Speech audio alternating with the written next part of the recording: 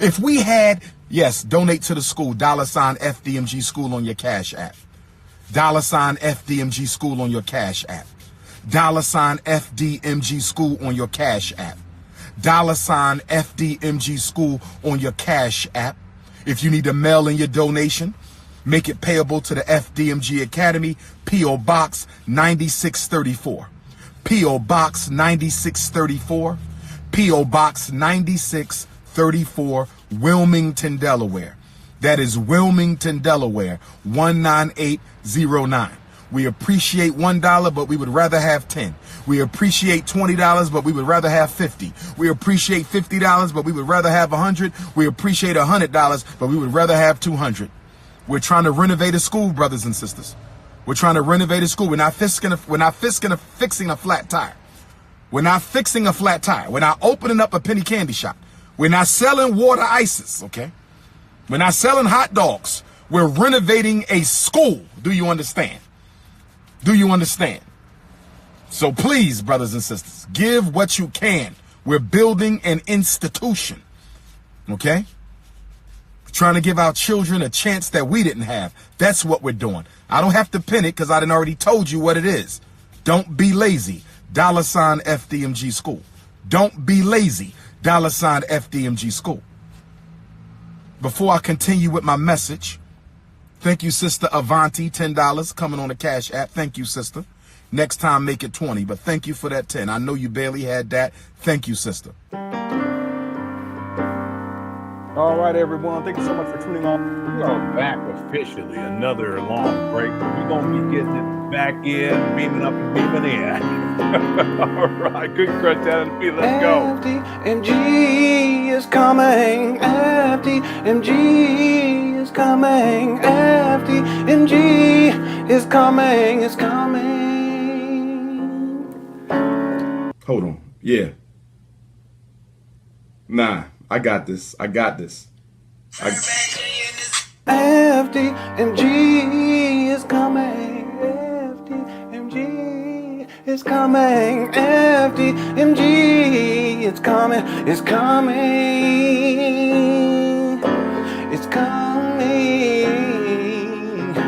It's coming. It's coming. It's coming. It's coming. It's coming. It's coming. Oh, it's coming. FDMG is coming. FDMG is coming. Thought his personality be twerking. It's twerking.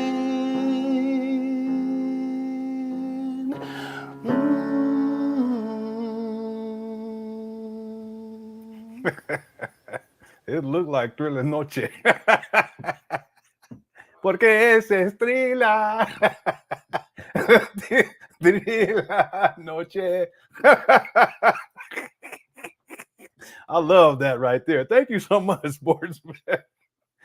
Thank y'all so much. We are back. I know I've been away again. Okay. Things happen, but we're back officially. And in addition to getting back to doing Umar videos, I'm expanding content. So you guys can look forward to that. We have a lot to get into, so I don't want to talk too much to start. And we're going to mainly be watching a video of Umar being interviewed by Father David. I haven't watched it. I haven't been following Umar in quite some time. And really over the last, I want to say 14 to 15 months, something like that, maybe 16 months, I really haven't done much dealing with Umar. But now is the time. There's a lot going on. If you're not a member, I want to encourage you to sign up for members content, because I explain a lot of what's going on behind the scenes with Umar. And, you know, he's been banned off of at least three social media sites all at the same time. That there's significance to that, because you're normally not banned on all three all at the same time unless there's something else going on or other things going on. And I explain that for members, in addition to other content that I've been producing. I want to welcome everyone inside the Cookie Crush chat. I forgot to turn the thing on. And I got shorts on too. See, I told myself I should have put them pants on. You ladies, don't do it. Some of you men's in here, you men's don't do it tonight. Okay? Don't do it. Next time, I'm going to have to make sure I have on some pants. Okay. I want to welcome everyone from the Cookie Crush chat. I hope you guys been doing all right, doing well.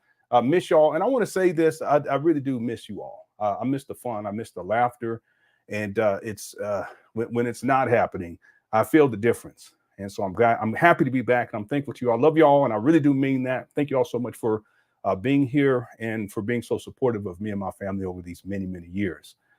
So let's get into it. I don't want to waste any more time. We got plenty to get into. I just want to pinpoint this right here. Jonathan said 14 years is disgusting. And you know, you're right.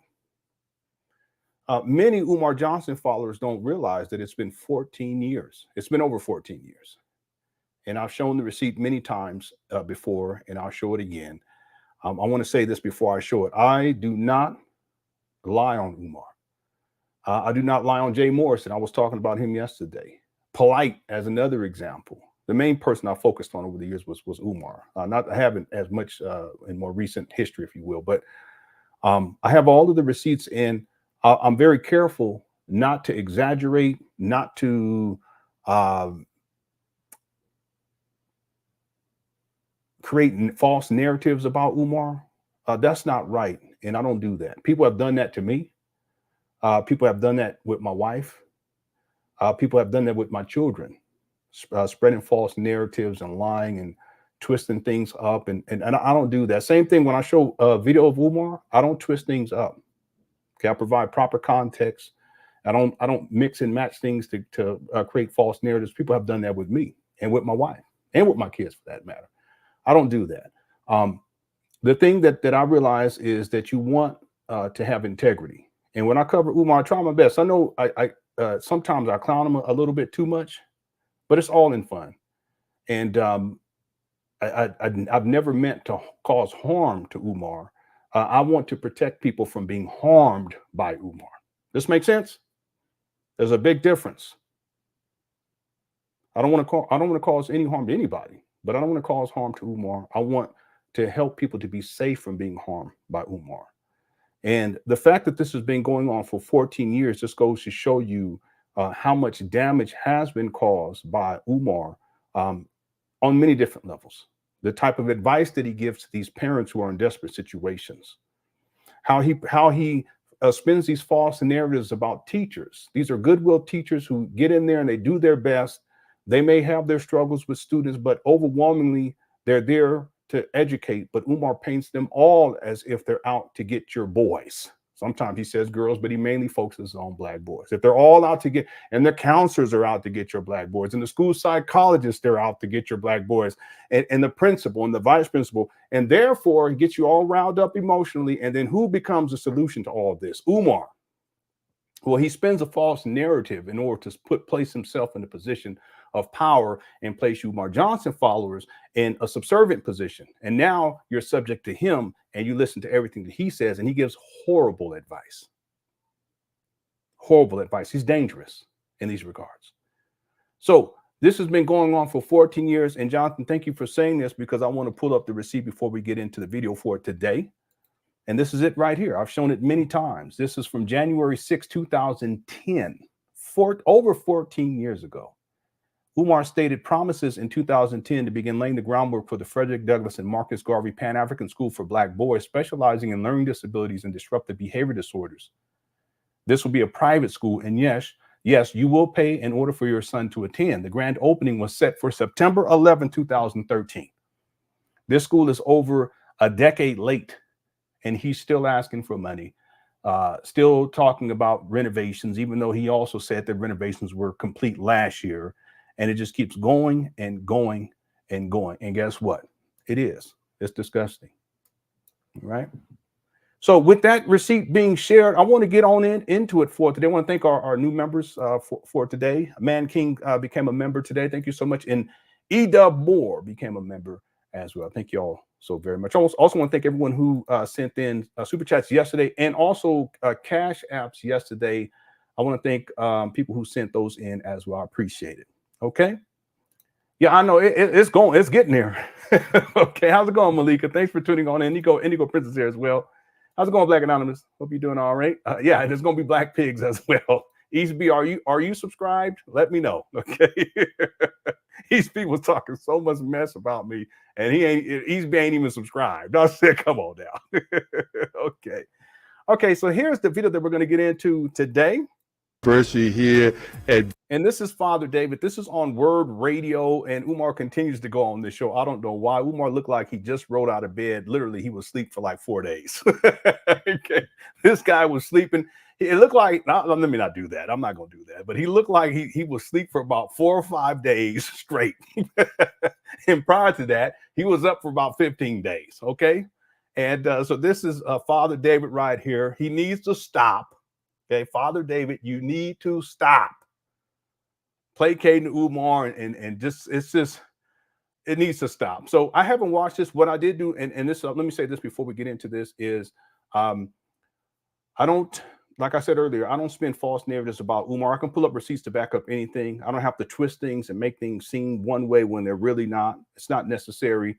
And if I ever do any type of editing, because I've done extensive documentary work in the past with Premiere Pro, if I do any editing, there may be some times where I edit audio if there's noise in the background, and I'll clear that out. But I don't change things and mix and max and trim things up so that things are saying. Now, I don't do that.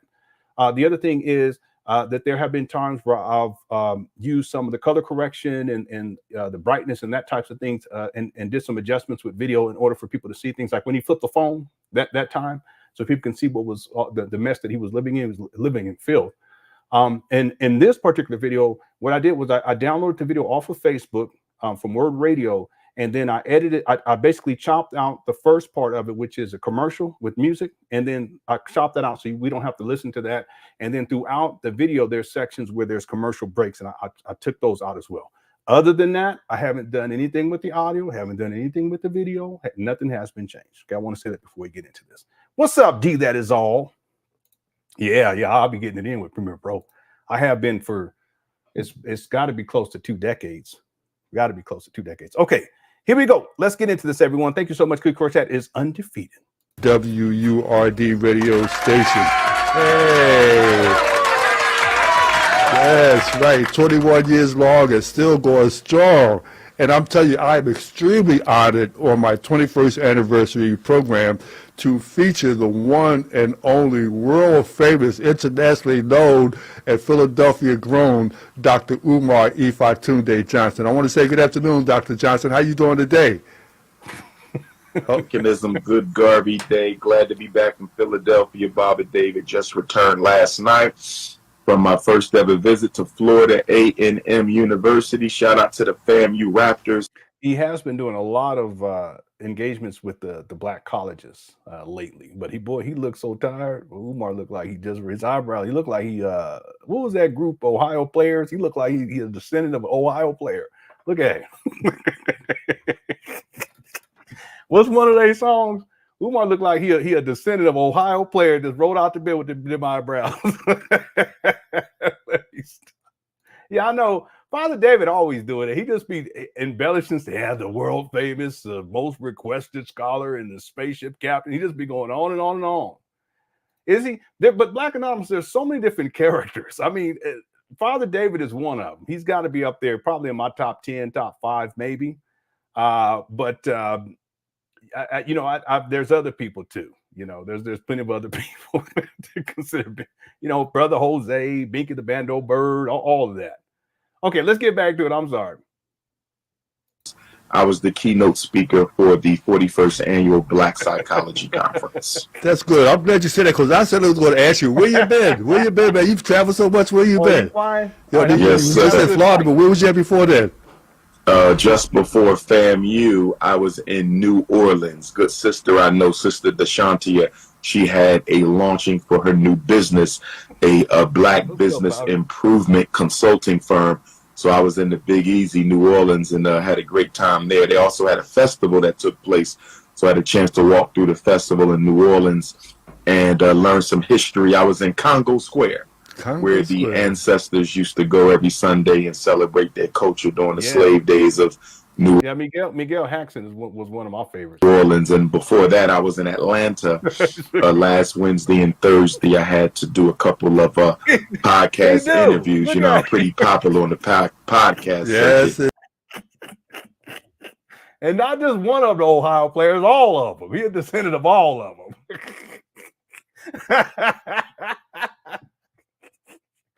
All right, let me stop, man. I'll play it around too much. What's up, Bradley? Bradley says, I've seen a clip on Aristotle's channel where Umar said that he is suing the city of Wilmington for not receiving his certificate of occupancy due to discrimination. Is that, yeah, well, no, Umar did say that, but the idea of him trying to pursue some sort of litigation, he's not going to do that. It's an excuse. Okay, it's sabotage. He can say that they're denying him, but he's been doing that for who knows how long. That's not extraordinary. That's not extraordinary at all with this guy.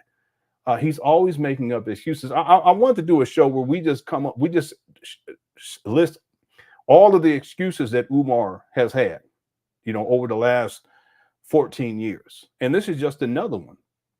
I played the video intro earlier, and it shows the most recent video footage of the inside of the smaller school and of the gym. And you're not going to get a certificate of occupancy when you got exposed wires all over the place, mold all over the place, trash, and, you know, tile that needs to be replaced. There's no carpeting, and you're not going to get. It's not going to happen. But what Umar does, and I actually have the video because that's another video we'll cover at some point. He wants to use the idea that the city is discriminating against him, and he's going to sue the city for discrimination, and they're discriminating against him, and that's why they're not giving him a certificate of occupancy. No, Umar needs to get all of these buildings, or the buildings that I guess he's working on, up to code. He hasn't done that. It's been over 5 years now, 5 years and 2 months, and he still hasn't done that. Yeah, he's always coming up with some excuse. He's an excuse maker. Okay. So yeah, I have to make my rounds there. You're popular everywhere. I'm telling you, I was looking on YouTube last night at some of your clips, and I'm telling you, you are all over the place. That's why I asked, you know, where you've been. Yeah, he's all over the place except at FDMG, what he calls FDMG. He's been all over the place, but we haven't seen him live stream up there at FDMG. It's been 5 months now, if my memory serves me right. I can go figure it out right now. I'll do that in just a moment. And of course, he's been banned, but he could still go up there and do a video recording and just upload it. He hasn't even done that. See, when I say he's banned, I explained this yesterday. I've also talked about this extensively for members. That when I say he's banned, he's unable to live stream on Facebook, Instagram, and TikTok. I don't even know what his TikTok page is, but he's unable to live stream. But what he can do is he can pre-record a video and then upload it, and he's actually done that. Okay, when he was promoting the trip to Africa, I think he was asking $4,000 or $5,000 or $6,000. I never watched the full video ahead, and people that's for double occupancy, meaning you share a room, you're going to be paying $5,000 or $6,000 to go to Africa each. When he did that, that wasn't a live stream. He pre-recorded that and then uploaded that. But see, even given the fact that he's been banned, shouldn't he at least be up there showing progress in terms of him working on? That's why it is disgusting. It's 14 years this has been going on. It's been 5 years and 2 months since he acquired these abandoned buildings. And the last time he actually live streamed himself up there, it's got to be 4 months, at least 4 months. Well, what does that tell you? He's all over the place. He's not doing anything up there. It's just a long con. I've been telling people this for such a long time. In all honesty, what do you believe that Gargoyle David gained? Leave this man alone. Gargoyle David gains by having Umar on his show at this point. Well, I think it's two things, mainly, Black Wolf. And what's up? Number one, like most people who have Umar on, they recognize that Umar Johnson brings views. And I guarantee you that Father David's show is not lit. In other words, it's not like there's a whole big turnout and a whole bunch of people are watching. But if he can get an extra 50 people to watch, to him, that means something. Okay. There are other platforms that have Umar on, and they know he's going to bring in 1 million views, like the Breakfast Club. But see, they've had a lot of scammers on there, a lot of con men on there. Jay Morrison. They had a Polite on there. Okay. Plenty of Cesar Pena. So that's one reason, is because Umar, they know that he's going to bring views. And if he comes on and says something that's really, really crazy, they recognize that it's potentially that video can go viral. He's actually done that in the past. Okay. He did that when he went on the he was on the Ish, when what I can't remember, the Joe Budden show podcast, whatever it is. So that's number one. But the second issue, though, is that for some of these people, they want to feel as if they're part of something, even though it's an illusion. In other words, if I can have Umar Johnson on, it'll make me look like I'm doing something too. I guarantee you, and no disrespect to Father David, but I guarantee you Father David ain't doing nothing. He's too old for this.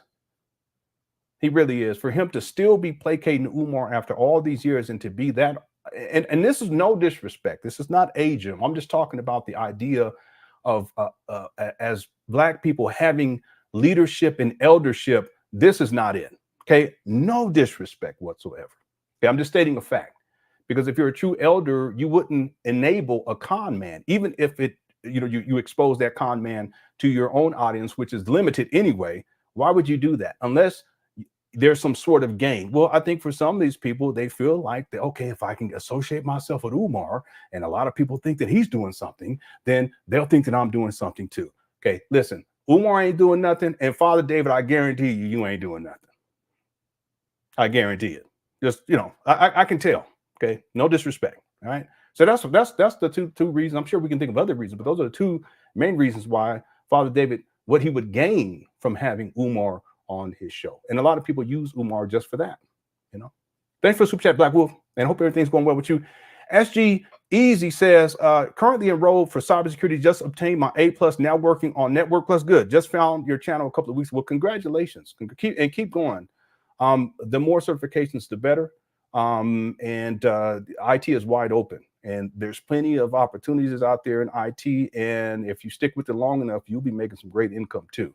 So I'd always give encouragement to people, and whatever it is, it doesn't have to be IT, whatever it is that you're pursuing, you be encouraged and keep going. And the younger you are, the better. Okay. I wish there was more I can talk with you all about, but I don't talk much about my family anymore because people have used that against me, and that people have attacked my family. And there's been times where, I've shared things and people, they took it as an opportunity to twist it into something totally different. So I don't do that, but just know this, that everything pays off in the end when you're seeking to improve yourself, and when you're seeking to do better. I'll say that. I don't want to say too much. Okay. All right. So congratulations, Easy. Keep going. Okay. And if you ever need any direction or any advice, or anything like that, you can always hit me up. You can email me. Okay. Congratulations. Thanks for super chat. FDMG people sent in a super sticker. Thank you so much. Umar said, Mom, you know what, let me fix this real quick. Because I have my webcam. I think I got this thing up too high over here because I'm looking on the screen. But I think it's because the lighting is changing. The sunlight is changing. Let me see if I can fix this real quick. Let me look. Yeah, that's better. Okay, I'll leave it just like that. Thanks, FDMG people. Yeah, Umar said they was going to put a peephole on the front door of FDMG. I said, what kind of school? Keith says, how does someone obtain multiple advanced degrees? Other words like month, one level. Yeah, this is a good question. This is a very good question, Keith. And it's not just Umar, because Umar can articulate when he needs to. And I'm the same way. Like I can articulate when I need to. And there's different ways of speaking, but there's sometimes you can tell something's not quite right with Umar. It's not just his speech. It's also the idea that you have 6 degrees allegedly, but you've been unemployed for over a decade. What's the point of having 6 degrees? And does not have a work history in the field that is significant. I'm talking about as a school psychologist. That was a very small fraction of his existence where he actually officially had an official role as a school psychologist.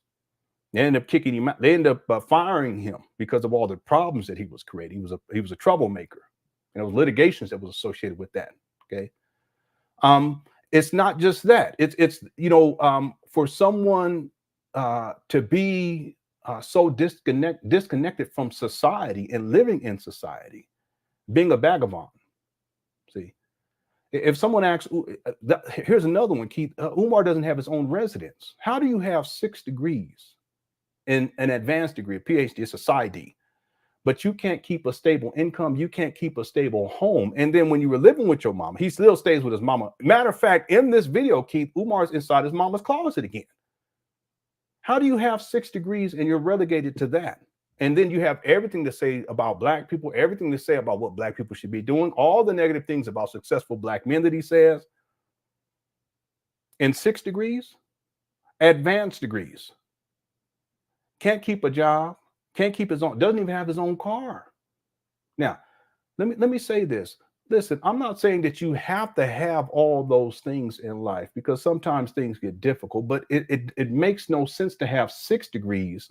And for the last 15, 20 years, haven't really utilized those degrees in a way in which it would create some sort of stability in your life to where you have your own place to stay, you have your own car, you have a job, you have a career.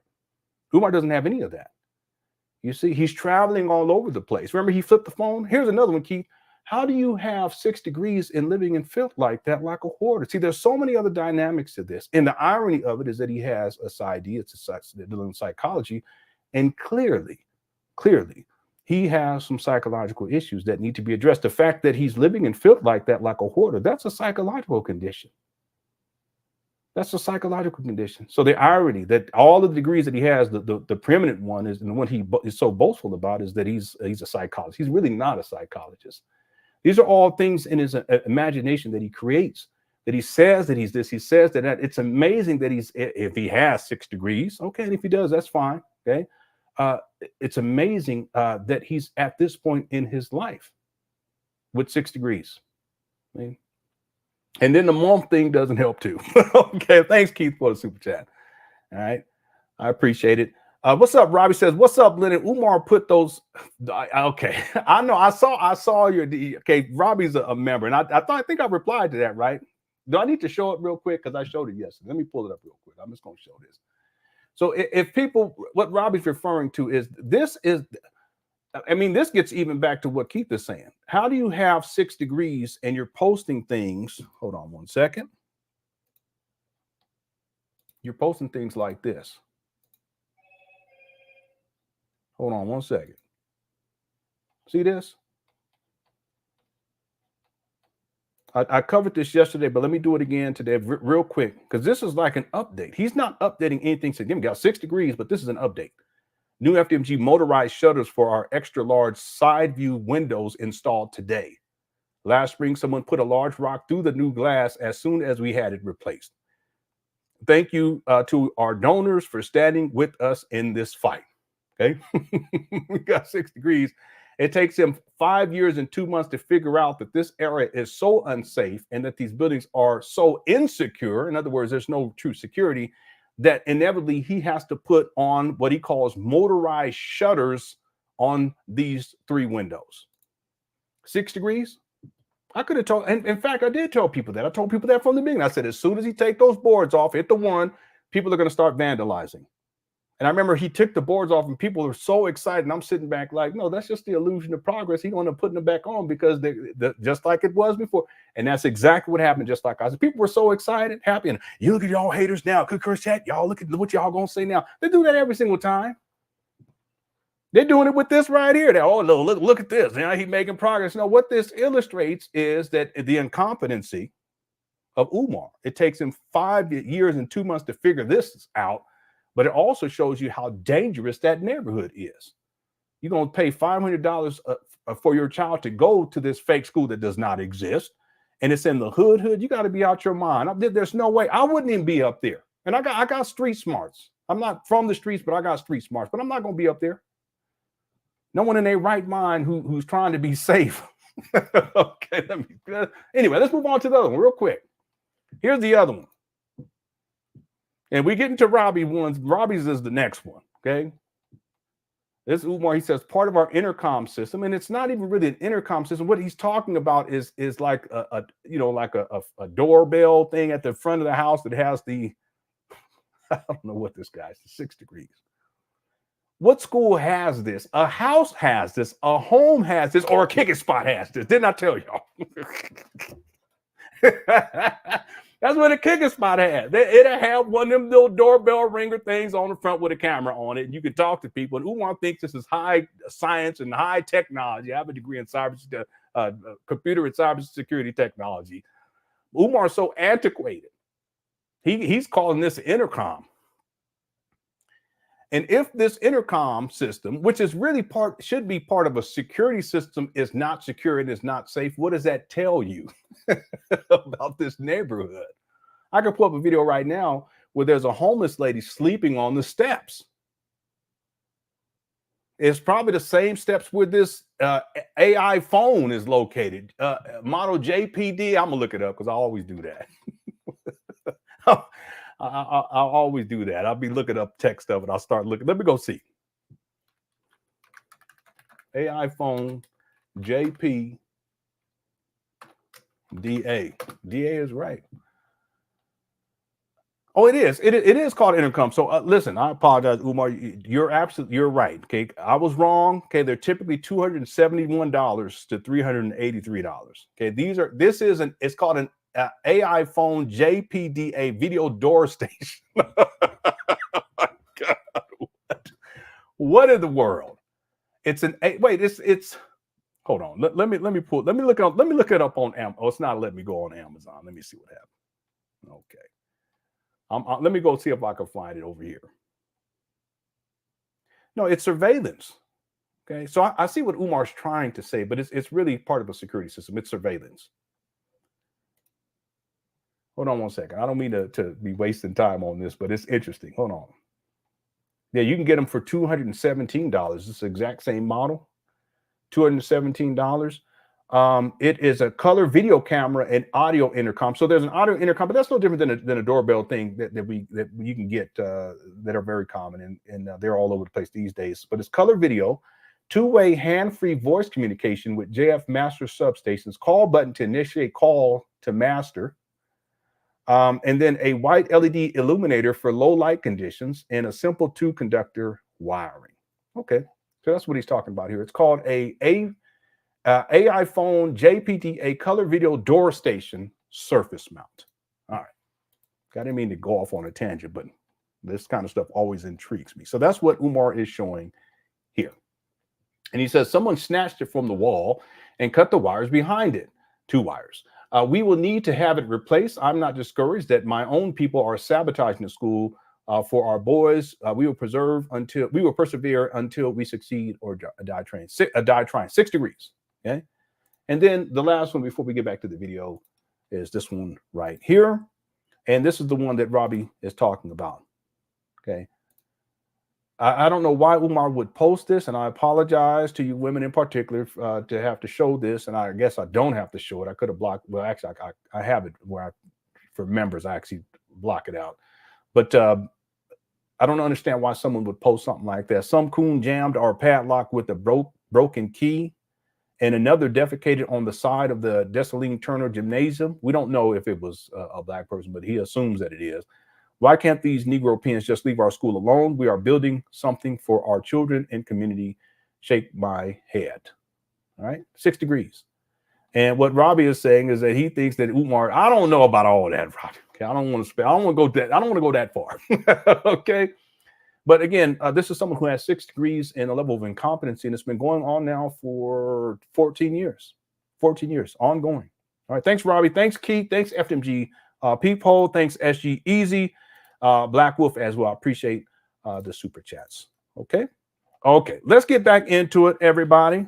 Everyone inside Cougar Chat. I see some of the old OGs up in here too. KW, what's up? Aisha's in the building. What's up, Aisha?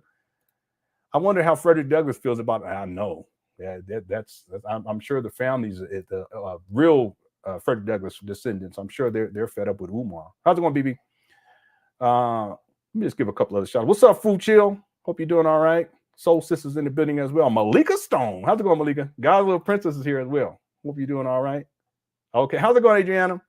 And it's not like he's studying abroad or teaching courses. He's doing speaking engagements that don't result in. I know. He's living his best life. Yeah, I don't know why some people say that they don't get notifications, but there is there's a bell button that you can click on. It's supposed to notify you. It's not just subscribe, but you can hit the notification and it should let you know. Okay.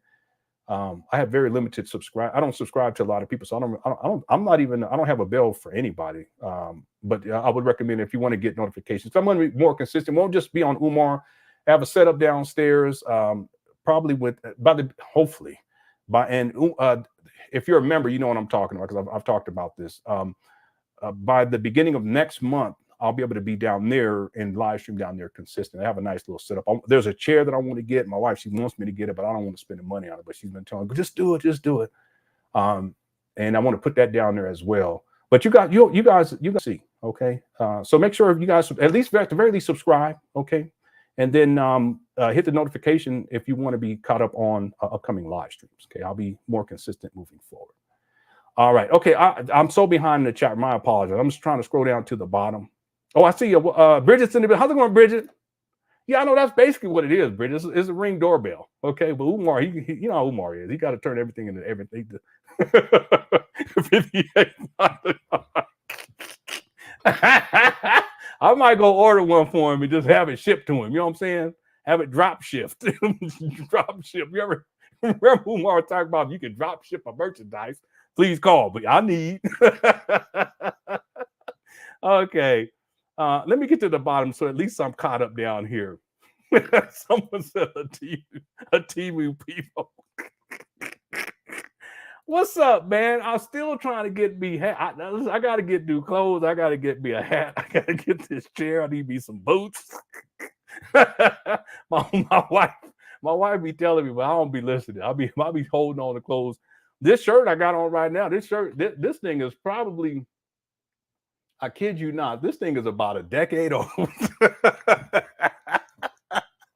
I ain't gonna say nothing about my drawers, but I'll tell you this right here is about, I kid you not, it's about a decade old. Okay. Robbie says, don't mind me at all. This is just my conspiracy theory mind talking. No, I understand. I still have a conspiracy theory mind. Umar put that brown substance on the ground. I understand all that. You standing on it. You standing on the business, huh? That's what my kids be saying. I said, what are you talking about?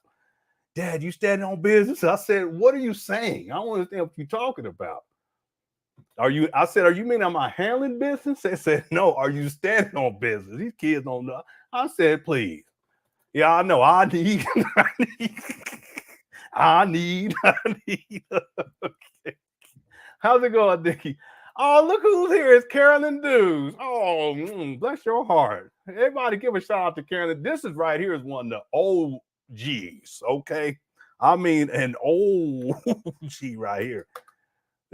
So everyone give a shout out, okay, to Carolyn Dukes. Remember Umar got mad at her? What's up, DD? You remember Umar got mad at her? Anybody remember that? Hit the one. Umar got mad at her and called her Carolyn Dookie. I said, Umar, don't do that. Okay. Yeah, she's a legend. She's a legend. Okay. Yeah, he was so mad. Black Wolf, he was so upset. I wish I had a bookmark. I have the video, but I can't remember which one it was. I'll pull it up right now. He was so mad. Okay. There is a poll up there too. I haven't checked it in a while. I need to get back and check it in a minute. Okay. Yeah. It was hilarious. Okay. Keith also says next Umar video will have him showing out on his Motorola 6000 brick phone. Yeah, pure Wakanda tech in effect. Yeah, but Umar, he's so what's the word?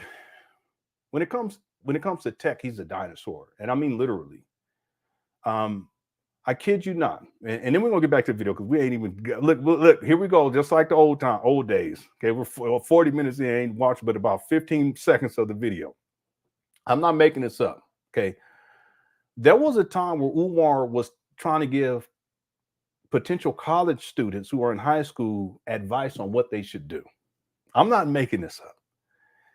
What they should do in order to be admitted to a college and how to prepare and what you need to submit and this type of thing. Because he said that he was part of an admission office, even though there's no online record or otherwise. I haven't been able to find any information about that. He said he's been a school principal, have not been able to find any information about that online or otherwise. He said he's a vice principal. Okay, possibly, but I haven't been able.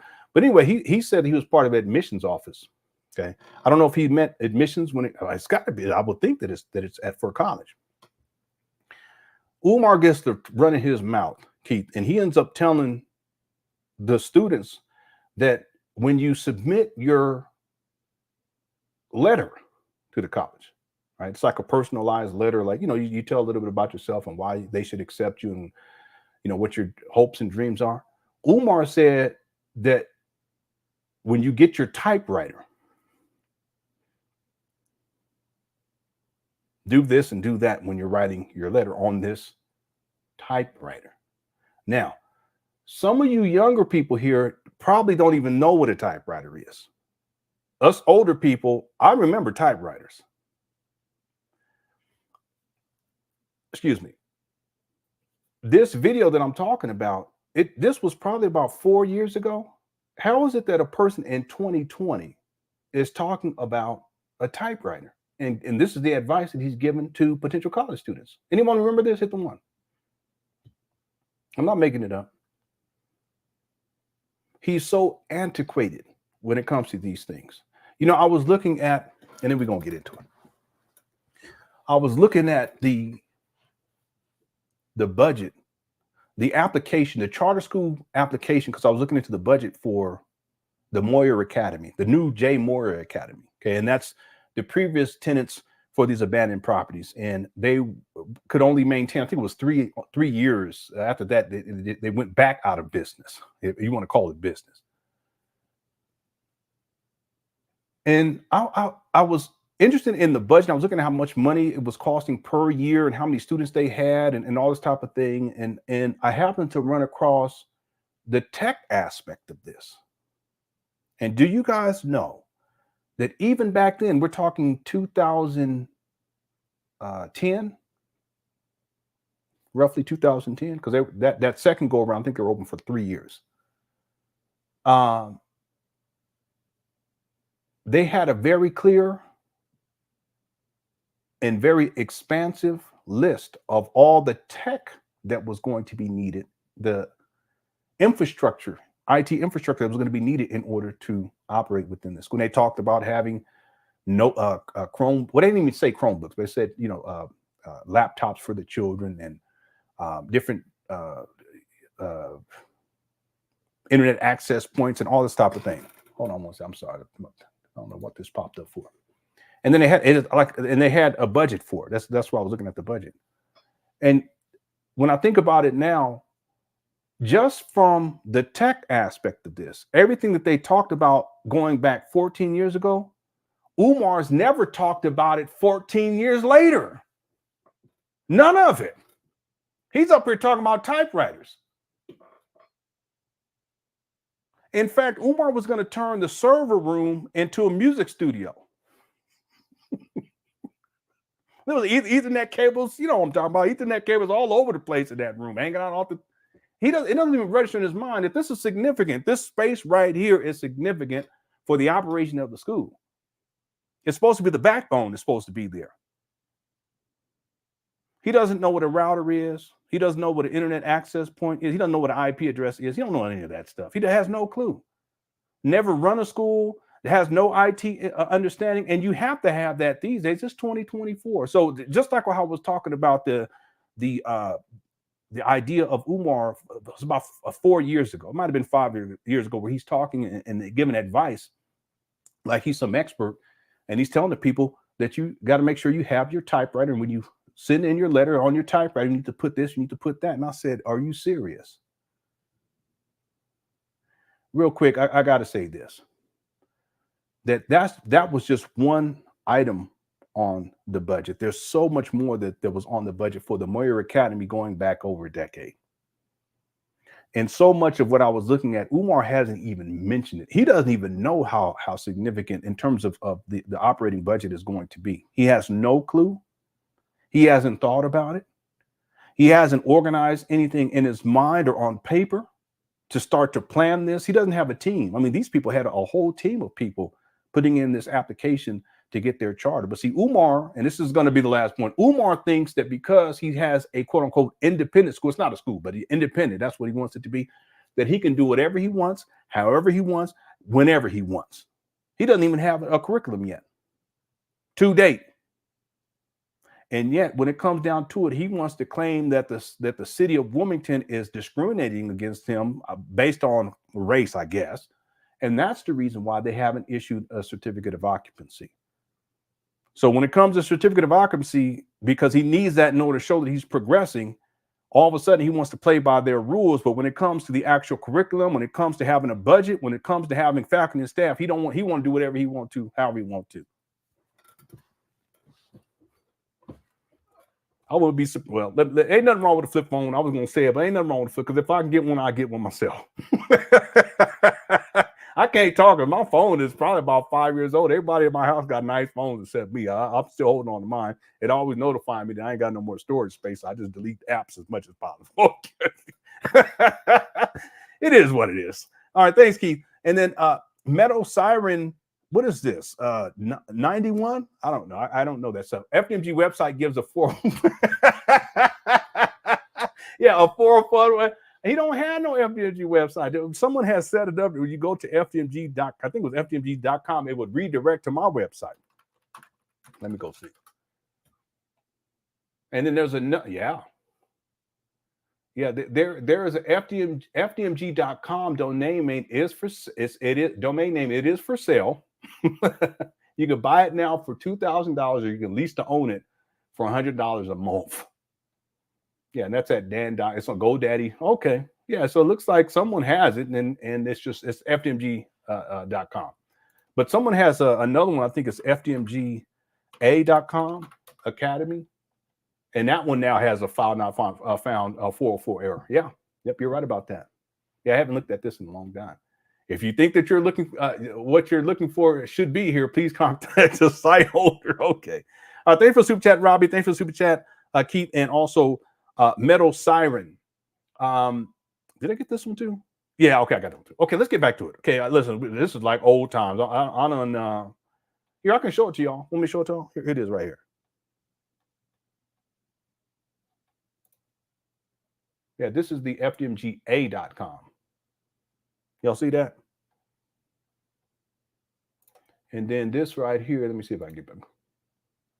Yeah, here it is right here. This is the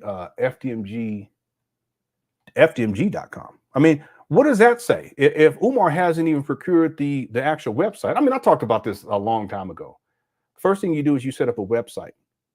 That's the first thing you do. Even before you start collecting donations for a project like this, you set up a website and it has all the information on there. Everything is detailed. Your plan should be there. There should be a timeline on there so people can kind of get a grasp of how far you're out to opening up a school. If it's 4 years down the road, 5 years, 10 years. In Umar's case, we're at 14. There should be pictures. There should be a budget, and at least an idea of what the budget's going to be. The curriculum should be established. It should be established after 14 years. It should be up there on the website. There's all kinds of things that should be up on the website. Umar never did that. He never even secured FDMG.com. I mean, you can just do that. You can secure the domain name and just never set up a website or set it up later. He never even did that. So why do people think that he's serious? See, in 2020, 2021, 2022, really, to be honest with you, in 2005, people should realize that that's a primitive thing that you do for your brand is you get your website up. He's never done that. He has no intention of doing it. But what does it say about the seriousness of this? See, if you have a child, I don't mean to be going off on tangents, but if you have a child and they go to a school and your school doesn't have a website, wouldn't you be like, wait a minute, what's going on here?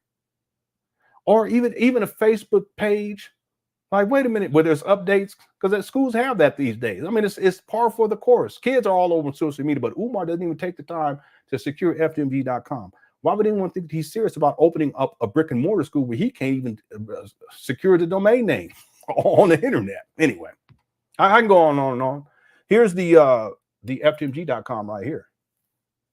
And who brought this up anyway? Get a MySpace. I don't know. Yeah, of course, Premier Reefs, the mission statement should be on the front page, right? That should be on the first page of your website. It should be there should be the mission statement, or at the very least a link that goes to the mission statement. But Umar doesn't have a mission statement. Okay, not one that he has consistently promoted. Okay, he's been all over the place. See, but this is FDMG.com. You can buy it now for $2,000, or you can lease to own $1,000. Maybe I should buy it and then grant it to him. Maybe that'll help him get going on this. I don't know. I don't think it'll help. Ain't no telling it at FDMG.com. He get a hold of it. Maybe a freak off a page. I don't know. Let me stop. They wouldn't even let Umar to the freak offs. They said, "I'm sorry." He said, "I'm sorry, Umar. We can't have you up in here because you just too wild. My finger lip." Sal says that loser Umar is too concerned with which black man is dating which white woman. You're absolutely right about that.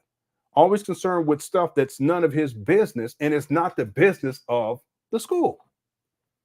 This is a good point, Sal. Umar is always talking about everything else except what he's asking money for.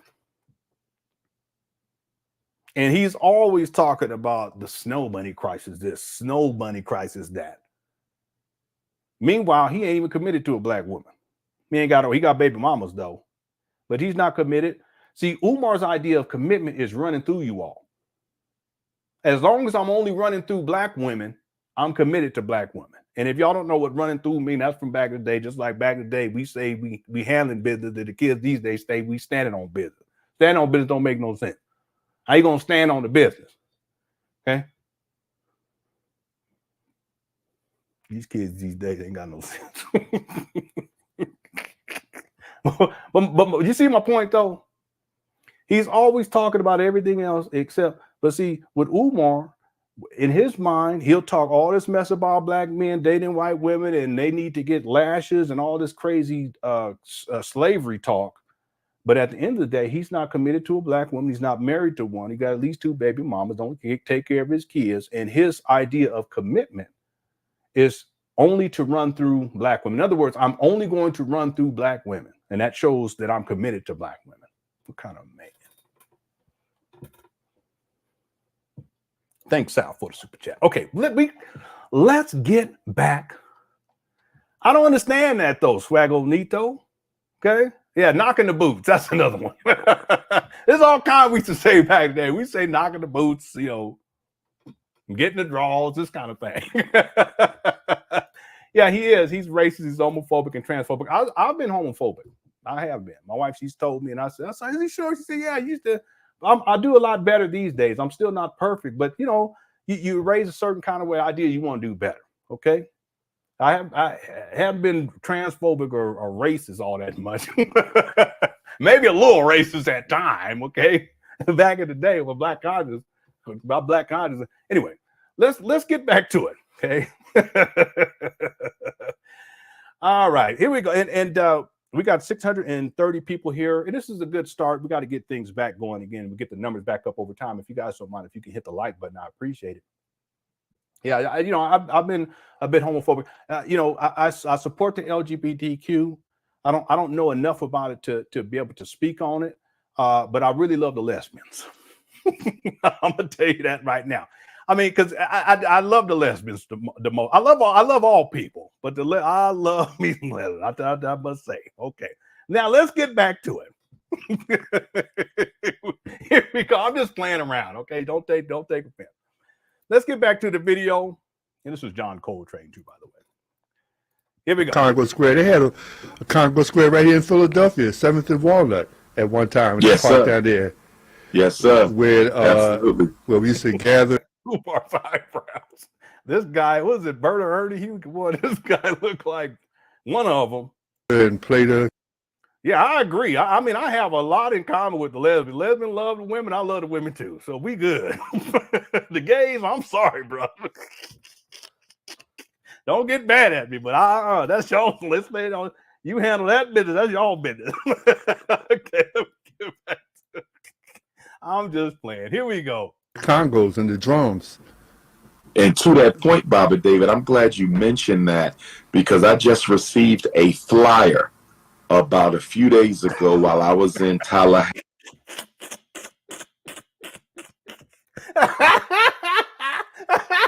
That's right.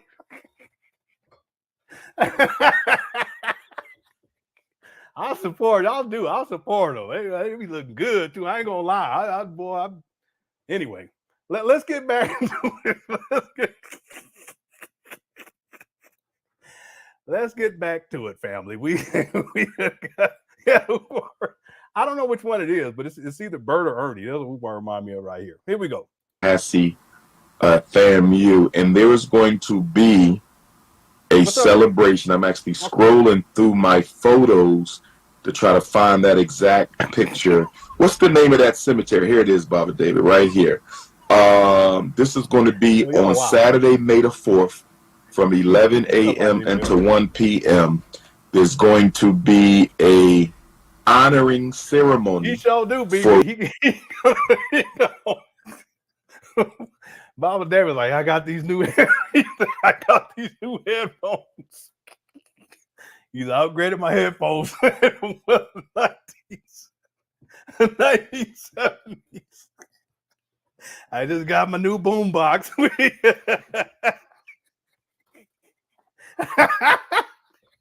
Okay. Yeah, boy. He said Moses used to wear these, boy.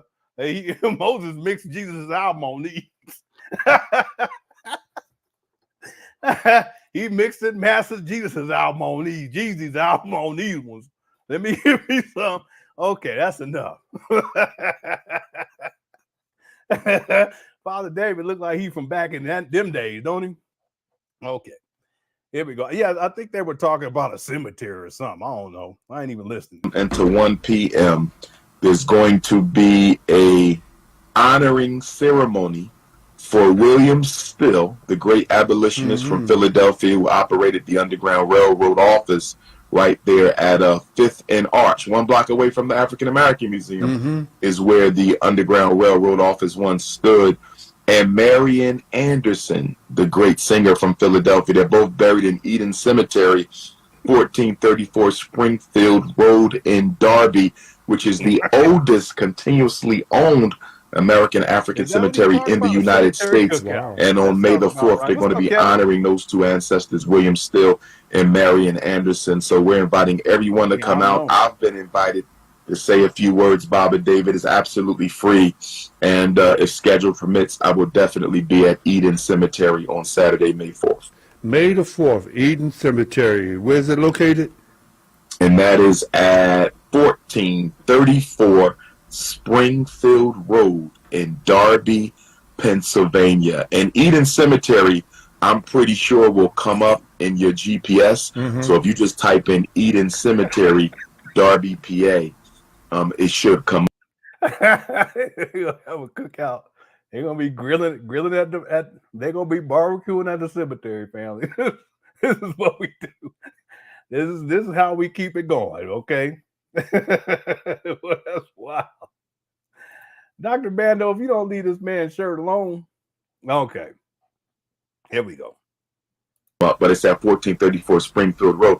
And this is how the ancestors work, Baba David, because I just got finished listening to the brand new William Still biography. I just listened to the audiobook version of the brand new William Still biography. I strongly recommend that everyone read the new biography on William Still, president of Philadelphia's Underground Railroad, and one who has one of the highest numbers of assistance with escaping enslaved Africans. But the book was phenomenal. I didn't know that he helped found the first, I believe it was YMCA in Philadelphia. He was a part of that. Obviously, he worked with our other great ancestor, Octavius Cato, when they had protested the segregated streetcars in Philadelphia. He had his hands in a lot of stuff, and it was just good to learn how much William Still actually did beyond helping on the Underground Railroad. Although that was enough in and of itself and the greatest achievement of them all. But, you know, just to see all the great things he did, we really got to, you know, go back and learn from those 18th century ancestors. You know, we deal a lot in our 20th century ancestors and our 19th century ancestors. We got to go back to those 18th century ancestors, the ones who lived in the 1700s and or 19th century ancestors who lived in the 1800s. You know, it is amazing. It's phenomenal how many people and accomplishments was created right here in the city of Philadelphia. I mean, Philadelphia has been like phenomenal. It amazes me every time I find out about somebody else from Philadelphia that has done something. Even yourself, when I look at you, I say, we are fortunate to have such a person as yourself right here from Philadelphia. I mean, it amazes me every time I find out about somebody else from Philadelphia that has done something. Even yourself, when I look at you, I say, we are fortunate to have such a person as yourself right here from Philadelphia. I mean, I call it the Philly swag. We must have a Philly swag going on. A lot of people catch that Philly spirit and they just run with it. What is Father So tell me David something. How's the school coming along? School's coming along. We actually have a paint day scheduled. Here we go. Here we go. Let's go. Let's go. Here we go. What's up, Barry? All right, everybody. Cook Crush Chat. We've been waiting. Ruben de Rivera, estás aquí. Vámonos arriba. Hold up. Here we go. This is what I've been waiting for. We probably won't watch the whole video because it's long. But this is what we've been waiting for. Let's see what he's going to say. For April 13th and April the 14th. You do have to be pre-registered, though. Did he have this? He didn't have this on April. What month are we in? February, March? Yeah, we're in April. So this should have happened 9 days ago. Did this happen, Cookie Crush Chat? And I may have missed it because I don't be following Umar like we used to. But he's saying that the paint day, maybe that's not what he's saying. Hold on, let me go back and see. How many people and accomplishments was created right here in the city of Philadelphia? I mean, Philadelphia has been like phenomenal. It amazes me every time I find out about somebody else from Philadelphia that has done something. Father David, if you don't stop, this guy.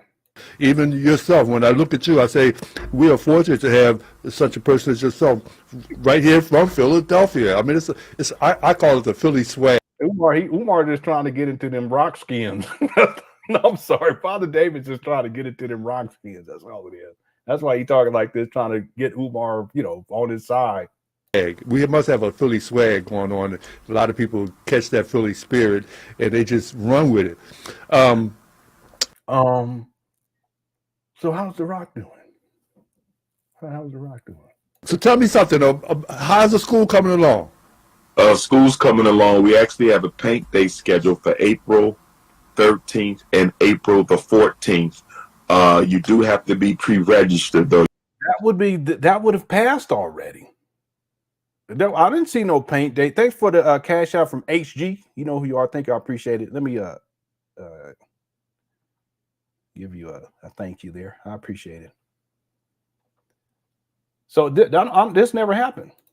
Yeah. So here we go again. It's always something. So he's saying you got to pre-register to paint. What's up, Ed? You got to pre-register to paint, Brianna. If you want to go paint, he's waiting on you. He's waiting on you, Black Dot. You got to make sure you're ready. Okay. Stop playing, man. Ed was going to do it too. He was ready to go. He said, let me go in there and get the painting and carrying on. Okay. Drop Squad went out of business. Yeah, they went out of business. Sad. Okay, here we go. You just can't walk up and paint. But for brothers and sisters who are interested in being part of the paint day, they can certainly text message me at 215-989-9858. Again, that's 215-989-9858. You can paint on Saturday the 13th and or Sunday the 14th from 9 a.m. until 5. That's a good question. See, and see, and I don't know this for sure. Yeah, let me fix this again because the sun's going down. I don't know for sure because again, I haven't followed Umar closely in quite a while now. But I'm assuming that he's talking about painting the inside. Okay, he might be talking about the outside again because they did try to paint years ago. They tried to paint the outside. They never finished, and I can pull up the video. It was horrible. He had old black women out there painting. I'm going to assume that he's talking about the inside. And if he's talking about the inside, I know that they did some painting on the inside, but that the vast majority of the paint that they did years ago, it was on the outside. So I don't know. I don't know what the answer is to this. You know, I don't know what it really doesn't make sense anyway, because you want to have all of the renovations complete before you do any painting. Painting is like one of the very last things you do, whether that's on the outside or on the inside. And even though Umar stated, and I can pull up the video that renovations were done, we know that that's not true. I meant to mention this earlier. There's video footage of when Maria went up there and recorded. That's when they were talking about they were going to convert at least part of the smaller school into a music studio, including the main office and the server room, which would have been the backbone to the IT infrastructure. Well, I shouldn't even say it. Anyway, the network. Okay, but the point is that painting should be the last thing that should be done. But based on the video where Maria took, the renovations aren't complete anyway. So why would you be painting? Even though he stated that we know that was another lie. Just like paint day is another lie. This paint day, I think this was supposed to take place back in November of this particular paint day. The most recent one that still hasn't happened. That I think it was supposed to take place in September of 2023, if my memory serves me right. So I really don't know for sure what do you have on there? Is that like a rabbit? What is it? What was that? Because I used to love that it was a Japanese show with the dinosaur. I used to love that show when I was a kid. Godzilla. Is that a rabbit Godzilla? Okay, anyway. So I don't know. I don't know what the answer is to this. I really don't. Maybe someone in the chat room knows, because I don't know exactly what he's talking about when he says a paint day. I'm going to assume that he's talking about the inside, but the outside still needs to be painted. Okay. Okay. Thanks, Darius, for the super chat. Barry also said, I'm still waiting on the Air Cavalry Academy. Yeah, I know. Umar said that they were going to be teaching the boys how to fly airplanes. He also said they're going to teach them how to float ships, which means I don't know exactly what that means. He also, I remember one time, this was a long time ago. I don't even have the video. I wish I had the video of it, but I may have it, but I don't have it marked. But this is a long time ago. He actually said that they were going to teach the boys how to fly helicopters. And at that time, he was saying that the school, it was going to be a boarding school. And the boys would live with him. And so when parents would come to see their children, the boy would actually pick them up in the helicopter and then fly the parent to the school. This is what Umar was talking about back then. This is a long time ago. So all these different things, Air Academy, boats, ships, helicopters, you're going to turn your boys into black Rambos. None of that has happened. He's going to take them out into the woods. I remember he said he's going to teach them how to be men. I said, this don't sound right. None of it sounds right. But the good thing, Barry, is that none of it has come into fruition. None of it. Because children, the idea of having children around this guy is crazy anyway. It's crazy. This guy, anyway, don't have me going off, Barry. Okay, all right. Anyway, thanks, Barry, for the super chat. Okay, let's get back to it, everybody. Here we go. PM, but the requirement in order to paint, you must have been a donor. Amount does not matter, but you must have been a donor. And anyone interested should text my cell phone, and then once I get that text message, I'm going to request that they send me the amount of donation that they have made. Again, it doesn't matter how much, just so I can verify that, in fact, a donation of some kind has been made, and then I can add them to the paint day list. Yeah, this is ridiculous. No, you can't just show up, Ed. You have to pay to come and paint for free. And now this is horrible. It's just, but it also shows how he looks at all this. It's about, anyway, it's the money. It's all about the money. It doesn't matter about the amount. So you can come paint for me for free, family. I ain't paint for nobody for free except my wife. Maybe my mama, but other than that, it ain't gonna happen, Captain. Maybe, I don't know. I shouldn't say it. Black Wolf need me to paint, I might paint. I ain't gonna lie. Yeah, I know. What's Father David's like, yeah. First it was 500, then 300, then 100. Now it's any amount. Really, he said it had to be at least 500. He's okay. It has to be at least 300. It has to be at least 100. He said, any amount will do. Yeah. P2P. All right, that's an inside joke. That's good though. Anybody know what you talking about? That's good. I like that. Okay, let's go. Here we go. Wow, so you're having a paint party. Yes, sir. Indoor. This time it's indoor. If you remember a few years ago, Bob and David.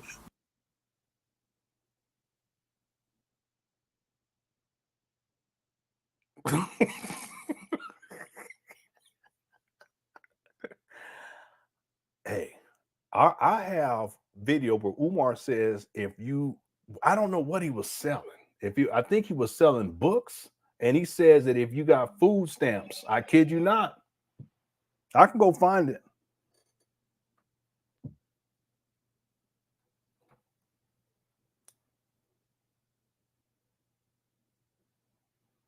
Yeah. Okay, let me let this play. We got something I gotta handle real quick. I'll be right back.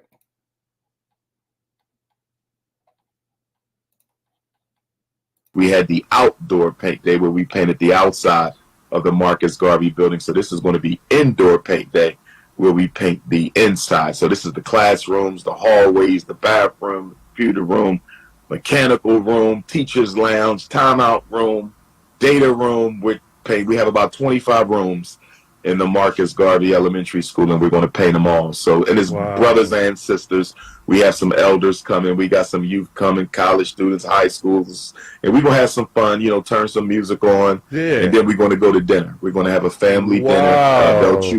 They'll choose the restaurant, and we'll have a family dinner at the restaurant Saturday and another one on Sunday. And what day will that be? Saturday and Sunday, April 13th and 14th. We got exactly 2 weeks. Wow, April 13th and the 14th. I'd like to probably come down there maybe and do some paint, put on my paint pants, come down there. Yes, sir. And you'll provide all the paint brushes and rollers. Yes, sir. Yes, sir. Well, this is ridiculous. Okay, y'all, I'm gonna be. It's gonna be a minute. Okay, I'm just gonna let this play, y'all. If you don't mind, I'll be back as soon as I can.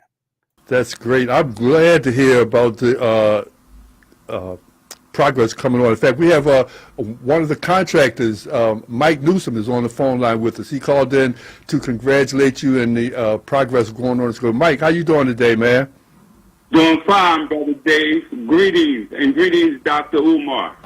Greetings to you, Brother Mike. And Brother Mike, I need a roofer, my brother. I need a roofer like yesterday. So if you know anyone who's reliable and responsible with the roofing, I need them like yesterday. Wow. So that roofer, that first one didn't make out too well then. No, sir. No, sir, brother. Like we've been going through, Bob and David, with these black contractors. I had two black roofers, and neither one of them came through to do the job, man. Wow. Well, Mike came through. What kind of work did you do over there at the school, Mike? Well, I don't want to put no onus on us and our team, but we have quite a few projects that we are hopeful that we will be able to get done. Our small contribution is minute compared to all of the work that our dear brother, Dr. Oh, this Brother Mike. I didn't even know this was you, Brother I didn't even know who I was talking to. Wow, good to hear your voice. I just realized who I'm talking to, Bob and David. Yes. Yes, sir. Thank you. But the contributions that you made, we refer to you as the general, my dear brother. You are. And Brother Mike been a big help, Bob and David. Yeah. He's been a tremendous help. Tremendous help. That's great. I'm glad to hear that. I'm glad because I felt bad when the first roofer that I recommended didn't work out. So I said, well, let me call Mike because I know that Mike Newsom is a pro here in Philadelphia, a pro bricklayer and a mason artist is what he is.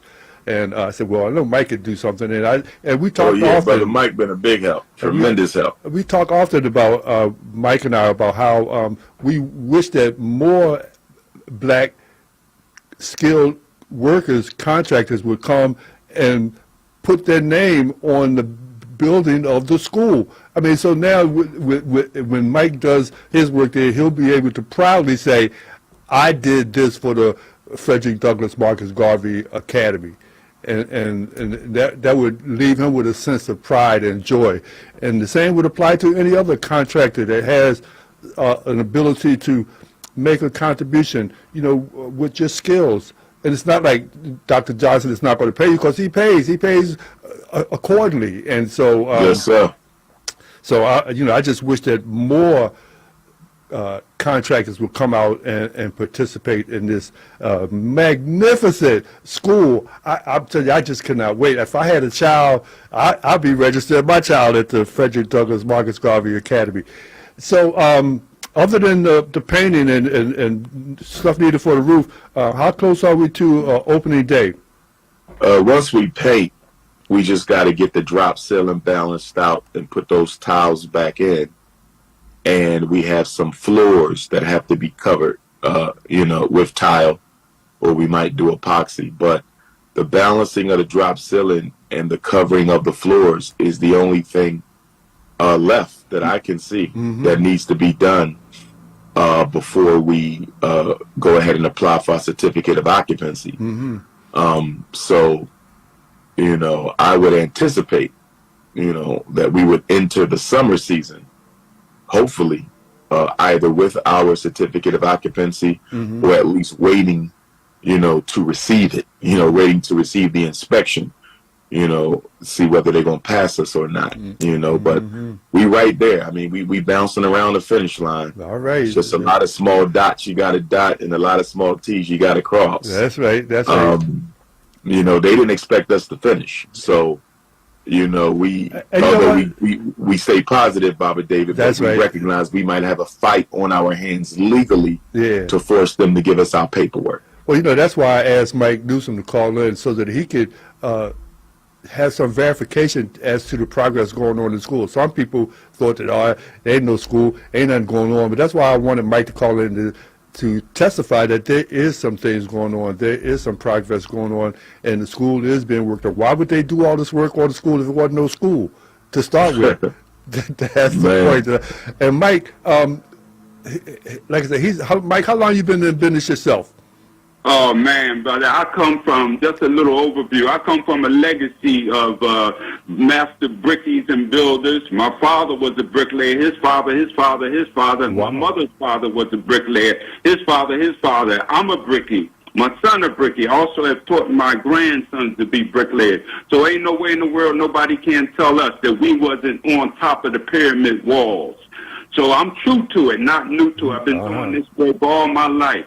But just to be able to say one other thing, Brother Dave, the doctor has done a tremendous job there at the school. This is our school, and I urge more of us to get involved and to contribute, and not only sweat equity, brothers, but as we well know, these times and days, everything is expensive. So we do need contributions, and I'm sure the doctor will concur on that. So we want to make this a success. This is our school. I'm sure the ancestors, such as Harriet Tubman and Frederick Douglass and Marcus Messiah Garvey, they're looking down at us. That's right. And they're trying to see what will we do to make this a success. That's right. So I yearn us, to continue. He's almost there. He has a great vision. He has put his work efforts and his finances to make this into a success for us. So I just want to give a little scenario, brothers. I remember my mother told me she was a little girl in rural Georgia. And she said that her uncles had took her to a sideshow, perhaps a carnival. And as they was walking through, the ringmaster was outside trying to drum up some support. And he said, "Come one, come all, come see something you've never seen before and you will never see again." So my mother's uncles asked her, "Would you like to go in?" She said, "I guess so." So they went inside of the tent, and they saw a massive elephant, perhaps the size that our dear brother Hannibal used to cross the Alps. And on his neck was tied a boat rope, and the rope stretched across the other end of the tent. And it's sort of like a tug of war. It had a dividing point.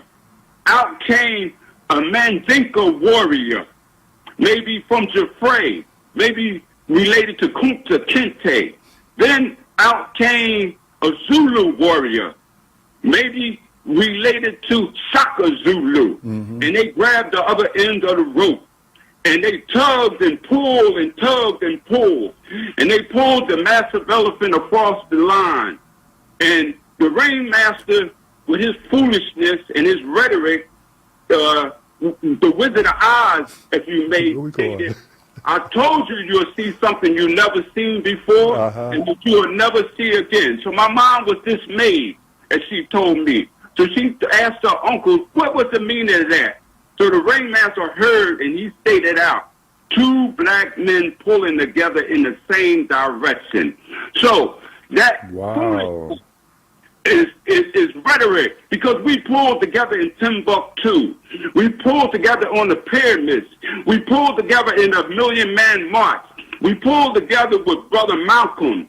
We pulled together with Dr. Martin Luther King. We can continue to pull together to make this school a success. This is ours, our school. So I yearn all, and by the way, there's plenty of black contractors out here that we need to step up. We built this country, and I urge us to continue to stand in the gap and make this school a success so that the ancestors can be proud of us. So I say with that, I say to that, all have an opportunity to take part and have a legacy in this school. That's so I do know some good roofers, and also the doc. He's a visionary. He has some things planned. He wants to utilize every portion of that beautiful property. I mean, what a beautiful property it is. He wants outside to have perhaps a stone garden with a fire pit, and we intend on making some brickwork and a sitting area where some of our youth could sit around and read, and lectures could be given in the bright, fresh air and sunshine. So we have quite a few things prepared. Also, I want to bless the brother. In his office, we plan on putting a mural out of brick, block, and stone and stucco with the Frederick Douglass and Marcus Garvey Academy symbol in there. Also, in the teacher's lounge, we plan on doing something like that. So we need contributors to make this thing a reality and have it to open on time, as the doctor has labored in the vineyard for us. And we need to show our appreciation and our love and our respect to our elders and make this thing a success. Yes, sir. Yes, sir. Boy, that was something to say. And you got it all in. We got to take a break right now, though. And when we come back, we're going to continue the conversation with Dr. Umar Tunde Johnson from the Frederick Douglass Marcus Garvey Academy right there in Delaware. Okay, everybody, stick around. Don't you dare go away. We'll be right back. Let me see. I don't know what time, Doctor, did you say that the cemetery was going to be having their event? Till 1 p.m. on May the 4th. 1 p.m. on May the 4th. Okay. 11 to 1. Oh, 11 till 1. That's right. Don't be late. 11 till 1 at the Eden Cemetery on Springfield Road, 1434 Springfield Road in Darby. Also, Ozias Johnson says, Dr. Stater, brother, we're rooting for you. I can't paint, so I'm not going to desecrate your school's integrity. That's a good idea, because, you know, if you can't, well, you ain't got to be no professional painter, but just come, you know, and you know, help paint a little bit, maybe use a roller, just come out and join the festivities. So, Mike, before we finish with you, you've done some work also in Africa. What kind of work did you do in Africa? Yes, sir. I did have the privilege to go to the motherland, and we helped in the construction of a hospital there. in Kikuyu, East Africa. Then the second year I came back with my my son, and we made if you made a garden area and a parking area. So that was a beautiful thing to partake of. That's great, and I'm really glad that you have an affinity for Africa and you want to share that affinity with the Marcus Garvey Frederick Douglass Academy. I'm really proud of you, and I'm extremely proud of what Dr. Umar Johnson is doing with the school, so, because it is, as you mentioned before, at the carnival, you say something you've never seen before and may never see again. That's the kind of school that Dr. Umar Johnson, you never see it before in life, and we may not ever see it again. Hopefully we will. Hopefully we can duplicate it many times over. But what's so unique, Dr. Johnson, about your school that separates you from other schools? Number one, and I say this in all humility, that I will be one of its teachers. And so the young men who attend the Frederick Douglass Marcus Garvey Academy, they will have Dr. Umar Ifatunde as their history and political science teacher. So in my opinion, that by itself is a benefit above and beyond what a lot of our young men get at a lot of these schools, where they're being instructed by people who don't care about them, or people who may look like them but may not have the African consciousness to really help prepare them for the world that they're going to enter. But in addition to that, because we are an independent school, we're going to be grounded in traditional African spirituality. So they don't have to practice traditional African spirituality, but they must learn and master and understand the science of it, particularly from a Yoruba spiritual collective. And beyond that, with our curriculum, we're going to be focusing on... I don't know how long I was gone. I apologize. It's family stuff. My daughter went to the park, and then she set her phone down and went back, and the phone was gone. So I assumed that someone stole it, and then we got a tracker thing on the phone. So I got in the whip, as the young people said, and we tracked it down and got it back. It wasn't stolen. Someone picked it up, and they thought that someone left it. But I'll tell you right now, my wife was like, I'm glad that it wasn't stolen, because I know how you would have been. I said, I know. I will go off. Don't be, all right. Anyway, thank you all for being patient. I don't know what Umar is talking about. I don't. If I missed anything, should I rewind it back to where is he still talking about the school? Just let me know. I can go back and maybe see the part where he's talking specifically about the school. I apologize, everyone, but I had to handle that. My daughter was really upset too. I don't like that. What I told her, I said, listen, we don't want you to lose your phone, but if you lose your phone, don't worry about it. We'll get you another one. Okay. But we don't want you to lose your phone. Okay. He was, no, he wasn't. He was asleep. Stop playing. I know he was asleep. What's up, Joshua? I know he was asleep before they started. He just rolled out of bed. You want me to, can I rewind it?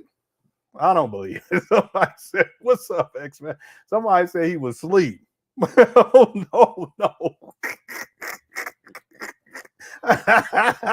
Oh, no.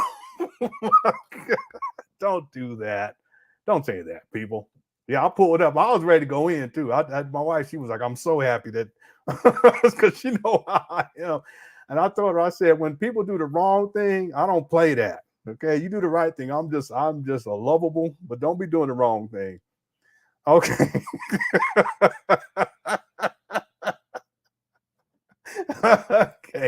Okay. Let me go ahead and rewind again. Thank you guys so much. It was a bit of a family emergency. My daughter, she was upset. I don't like that. I gotta, Okay, so let me go ahead and rewind this a little bit. I want to get back to the part. Anybody know how long I was gone, by the way? He's almost there. Because I was speeding. I was like, because we got the phone track. I said, let me find it. I'm about to get this. I was ready to go. I laced up my shoes and everything. I was ready to go. Okay. See whether they're gonna pass us or not, but we right there. I mean, we bouncing around. Man, he looks so sad. I mean, man, Umar, boy. What's up, Lewis? Lewis, what's up, man? Says, what's up, Gramps? It's been a while. What you mean, Gramps? It's been a minute. You looking like Frankie Beverly. Just need the baseball cap. I love that song. I got that song on my playlist, my Spotify. That was Brother Darren's one of his favorite songs too. Rest in peace. We Are One. I love that song. I got it on my Spotify. It's one of my favorite songs on there. Thanks, Louis Luck. I know you ain't calling me Grams. I ain't got no grandkids. I'm waiting on them, though. yeah, I was about to go in a kid. Thanks, Louis Luck, for the super chat. Simon says, at Coppin State University, he said they need 20,000 for paint and they would need 158 gallons, works out to 126. You know, since he's talking about paint day, because you did let me know about this, Sigmund, I'll pull that video up. And then I think you said it was at the 50-minute mark in the email, and we'll listen to that too. Because someone can remind me. I'm going to pull it up, but remind me to play it, okay? I'll pull it up while we're going through this. And thanks for the super chat. Thanks, Louis Stuck as well. And that's crazy, $20,000 to paint on the inside, because that's what he's talking about, right? Just, you know, he throws out any kind of number he wants to, anything to get money out of people. $126 per gallon. Okay, we're going to definitely, someone remind me. I'm going to pull it up and then just remind me to play it a little bit later, okay? Thanks, Sigmund, for the super chat. All right, so I want to see what the big fuss is. On the finish line. All right. He pays accordingly. And so, Yes, sir. So, I just wish that more contractors would come out and participate. Tremendous help. All right. Tremendous help. That's great. Our team. Maybe do some paint, put on my paint pans, come that there. Yes, sir. And you here we go. Provide all the paint brushes and rollers. Yes, sir. Yes, sir. That's great. I'm glad to hear about the progress coming on. In fact, we have one of the contractors, Mike Newsom, is on the phone line with us. He called in to congratulate you and the progress going on. So, Mike, how you doing today, man? Doing fine, Brother Dave. Greetings, and greetings, Dr. Umar. Greetings to you, Brother Mike. And Brother Mike, I need a roofer, my brother. I need a roofer like yes. What? Why does he need a roofer now? Here we go. It's the same thing. Hit the one. Here we go. It's the same thing over and over. We got 700 people in the building. We're going to get these numbers up. Make sure I hit the like button. It's the same thing. Now he needs a roofer again. He said renovations were complete. I can pull up the video where he had the roofers up there. One of them had on some house shoes. The other one had on some N1s. Hit the one. And here we are all 5 years, 14 years into this school scam, but 5 years and 2 months since he acquired these bundles, and he's still talking about a roof? What's up, Christopher? He's a lawnmower he needs. And I'm not making any of this up. It's the same thing over and over and over again. And I don't get it. I don't see. What's up, Yolanda? I don't see how people can fall for this. I don't get it. It gets crazy. Oh my goodness. Here we go. He's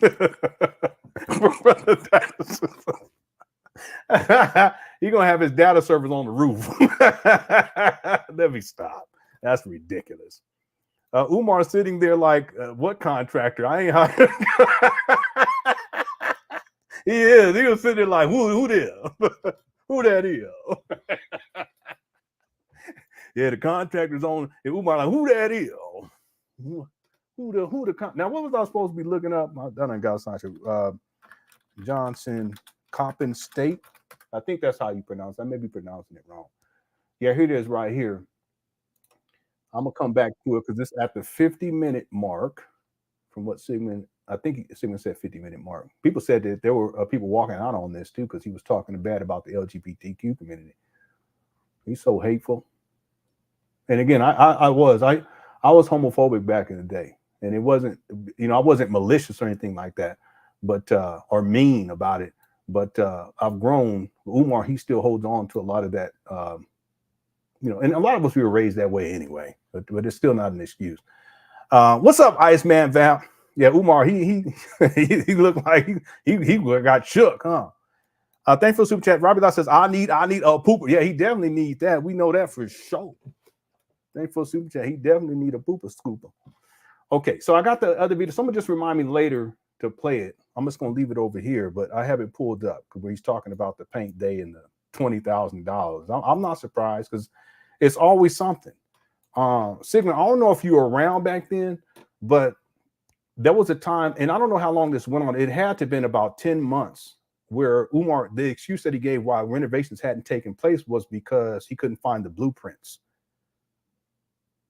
People remember that. Good curse chat. Some of y'all were around back then. And there was this whole long saga. It went on. It was probably longer than 10 months. And then he finally said that he got the blueprints, and he paid, I think he said $25,000 first. Then he said $20,000, just making up figures. And then he was walking in the hood with a backpack on and acting like he had the blueprints in the back of the backpack. I kid you not. So it's always something. You know, it's the paint. It's the paint day. It's the blueprints. It's the white lawyer. You know, he just excuses after excuse. You know, for since he acquired the trap band, really going all the way back 14 years ago. It's just one excuse after another with this guy. Okay, but I pulled that video up. We're gonna get to it during this live stream. So let me get back and see what they talk about right here. Today, so if you know, and thanks again, Iceman Vanville, Super Chat, Sigmund, and Robbie, and Lewis Luck. Hope you're doing all right too. All right. Anyone who's reliable and responsible with the roofing, I need them like yesterday. Wow. So that roofer, the first one didn't make out too well. Then. No, sir. No, sir, brother. Like we've been going through Baba David with these black contractors. Yeah. I had two. Here we go. I told people that this was going to happen anyway. I told people because he always does. He always blames black people. But you look at Umar's mannerism, because this reminds me when he was lying on me and said I was a pedo. This is exactly what he did on the Lord Jamar show. I need them like yesterday. Wow. See him look. See that little. Hey, look over like that. Oh, so that roofer, it's ridiculous. The first one didn't make out too well. Then. No, sir. No, sir, brother. Like we've been going through Baba David with these black contractors. Yeah. I had two black roofers, and neither one of them came through to do the job, man. Wow. Well, neither of them. They got to be the black roofers, because black people, you know. Yeah, the blueprints was 25,000. Yep, some blueprints. I guess nowadays that digital, everything's digital. You don't have to have the actual paper. They can print out the paperwork, but you can actually it's digital files. But Umar, he's so stuck, like we were talking about earlier. He's so stuck in the past. He said he paid $40K for. Well, I can find out. Someone said 25, but I remember he was changing the. I'm gonna go find out because I have all the receipts. I'm gonna go find out. And I think HG, I think you sent a super chat, not super chat, a cash app too. I think that was you. Thank you so much for the cash app. I appreciate it. What I'm gonna do is the money I get on the cash app, I'm gonna use that to get this chair. My wife told me to get it anyway. I said, no, I don't want to spend the money on it. But thank you. Lewis Tuck says, how is it that the city hasn't demolished those buildings yet? Well, I talked about this in the past, and you know about this, Lewis, look, that the EPA, when they did their report, they surveyed that area, not just the FDMG campus, but the area over there, because there's a lot of toxic waste over there. I did the research. Wilmington, Delaware, back in the day, it was an industrial town, and a high industrial. In fact, the buildings, the land that the buildings, Umar Johnson's buildings sit on, the abandoned buildings, it's classified as light industrial. It's not residential. It's not commercial. It's light industrial. There's a quarry lake that's right on the other side, on the backside of one of these buildings. And that quarry, it used to be a quarry where they would, basically mine whatever it was, some type of ore. And instead of sealing it up, they end up just filling it in with water, which is not what you're supposed to do. Because then you get contaminants in the water from, there's whatever it is that there were substance they were pulling up out of the ground. And then that begins to filter into the water table, if you will. Okay, so the EPA, they went up there and they did a report on that whole area, and what they suggested, they had for different what they call brownfield catalyst sites. A brownfield is a plot of land. It could be a building sitting on the land. It could be the building itself, the materials in the building. It could be asbestos. It could be lead paint. It could be the land itself. It could be the building in the land. It could be the land, what's under the land. All these different types of things. If it was a landfill, right, that would be considered to be a brownfield. It could also be considered to be a brownfield catalyst site, which is even worse. Well, guess what? Those buildings, the land that those buildings sit on top of, they're brownfield catalyst sites. And what the EPA suggested, what for the city to do, is to tear those buildings down. And then Umar purchased them. So now that he owns it, the city can't just arbitrarily come in and tear them down. See, but if he doesn't pay back taxes and it goes to sheriff's sale, and let's say if the city acquires him, or if they sell to somebody else, then they can buy it off of that. I guess they wouldn't even bother with doing all that, but they could be in a position to tear him down. And what the EPA suggested is, in the citywide plan was to turn that area into a recreation facility, like a sports complex, and then that would benefit the Boys and Girls Club that's already providing real services for the children in that impoverished neighborhood. Well, Umar comes in, he snatches up these abandoned buildings and hasn't done anything with them for 5.5 years. Well, that's about maybe 4 years of potential benefit that's lost to the community out there, because that could have been by that time turned into a sports complex. And then now you have sporting events for the children. You have football league, you have baseball leagues, you have basketball leagues, 3-on-3 tournaments, that type of thing. And they were going to build it all out. Well, Umar takes that away, collects millions of dollars in the process, and hasn't given one thing back to that community. That's sad. It's really sad. See, there's a part of me that wished that the city would have moved on that prior to Umar acquiring those buildings and tore them down, so that he wouldn't have been able to do what he's done now for over 5 years. And basically, it's a waste. And that community needs services. Those children over there need services. It's hood. Can you imagine? He talks about how he wants. It's sad. He wants to help Black children, but he's taken away services, really positive services that could have benefited these children over there by acquiring these abandoned buildings and just sitting on them for the last 5 years in 2 months. Recreation center, sports complex. They could have probably had, it's probably would have been a venue space too, where they can have people come perform and the children can come and watch that. They can show movies at the park, that kind of stuff. Doggone shame. It's really a doggone shame. Thanks, Lil Stuff, for the super chat. And good to see you too, man. Oh, what's up, my guys here? What's up, information, man? Hope you're doing. I've been meaning to email you. I'm trying to tell you, because I ain't gonna tell people what I want to do. I'll have to tell you, because if you don't want to do it, then I ain't gonna might as well not tell anybody. Yeah, I know it was never his plan, but it's sad that he did that, and he doesn't care. It's no remorse whatsoever. There's real quick there. If you guys, I don't know if it's still up there, but if you go on to Google Maps and you go on Street View and you just go around, you can just travel around with your cursor. You see children, and I remember back in the day when these children that was on a bike, they were just riding bikes like right there on the street where the school is at. Because you see the abandoned buildings in the background, and I just think those boys could have had an opportunity to have. Be in basketball league, being in a football league, being in a baseball league. But Umar takes that all away. It's really sad. Okay, let's get back to it. So Umar needs a roofer now, information, man. I don't know if you heard that or not, but now he needs a roofer again, okay? It just goes on and on and on. Mike came through. What kind of work did you do over there at the school, Mike? Well, I don't want to put no onus on us and our team, but we have. Yeah, it does. Flooding has been a big issue over there. It has been for a long time. Quite a few projects that we are hopeful that we will be able to get done. Our small contribution is minute compared to all of the work that our dear brother, Dr. Oh, this brother Mike. I didn't even know this was you, brother.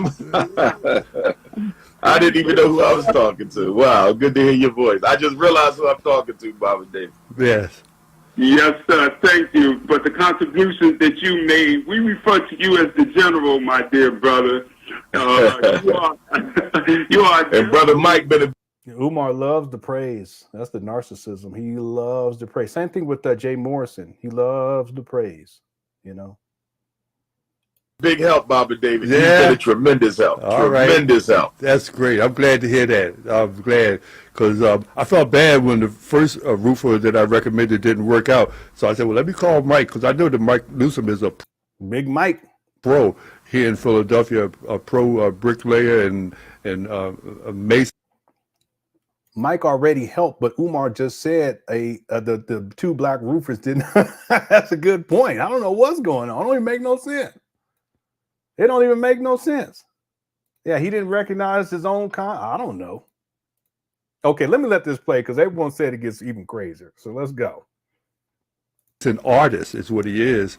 And I said, well, I know Mike could do something. And we Oh talked yeah, often. brother Mike been a big help, tremendous help. We talk often about Mike and I about how we wish that more black skilled workers, contractors would come and put their name on the building of the school. I mean, so now when Mike does his work there, he'll be able to proudly say, I did this for the Frederick Douglass Marcus Garvey Academy. And that would leave him with a sense of pride and joy. And the same would apply to any other contractor that has. What are you talking about? An ability to make a contribution, with your skills. And it's not like Dr. Johnson is not going to pay you, because he pays accordingly. And so, yes, sir. So Umar looked like he's asleep. And as soon as he hear anything about money, like, yes, sir, yes, sir. Mm-hmm. You can paint on the floors. Is the doc, he's a visionary. He has. Let me see. What you talking to start with? That's the point. And Mike, like I said, Mike, how long you been in business yourself? Oh man, brother, I come from. To start, magnificent school. I'm telling you, I just cannot wait. If I had a child, I'll be registered my child. What are you talking about? This guy Mike does his work there, he'll be able to proudly say, I did this for the Frederick Douglass Marcus Garvey Academy. And that would leave him with a sense of pride and joy. And the same would apply to any other contractor that has an ability to make a contribution, with your skills. And it's not like Dr. Johnson is not going to pay you, because he pays accordingly. And so, yes, sir. So I just wish that more contractors would come out and participate in this magnificent school. I'm telling you, I just cannot wait. If I had a child, I'll be registered my child at the Frederick Douglass Marcus Garvey Academy. So other than the painting and stuff needed for the roof, how close are we to opening day? Once we paint, we just got to get the drop ceiling balanced out and put those tiles back in. And we have some floors that have to be covered, with tile, or we might do epoxy. But the balancing of the drop ceiling and the covering of the floors is the only thing left that I can see that needs to be done before we go ahead and apply for a certificate of occupancy. Okay. What? That's all that needs. Well, hold on. Let me pull this up right here. Hold on 1 second. Let me pull this up. That's all that needs to be done.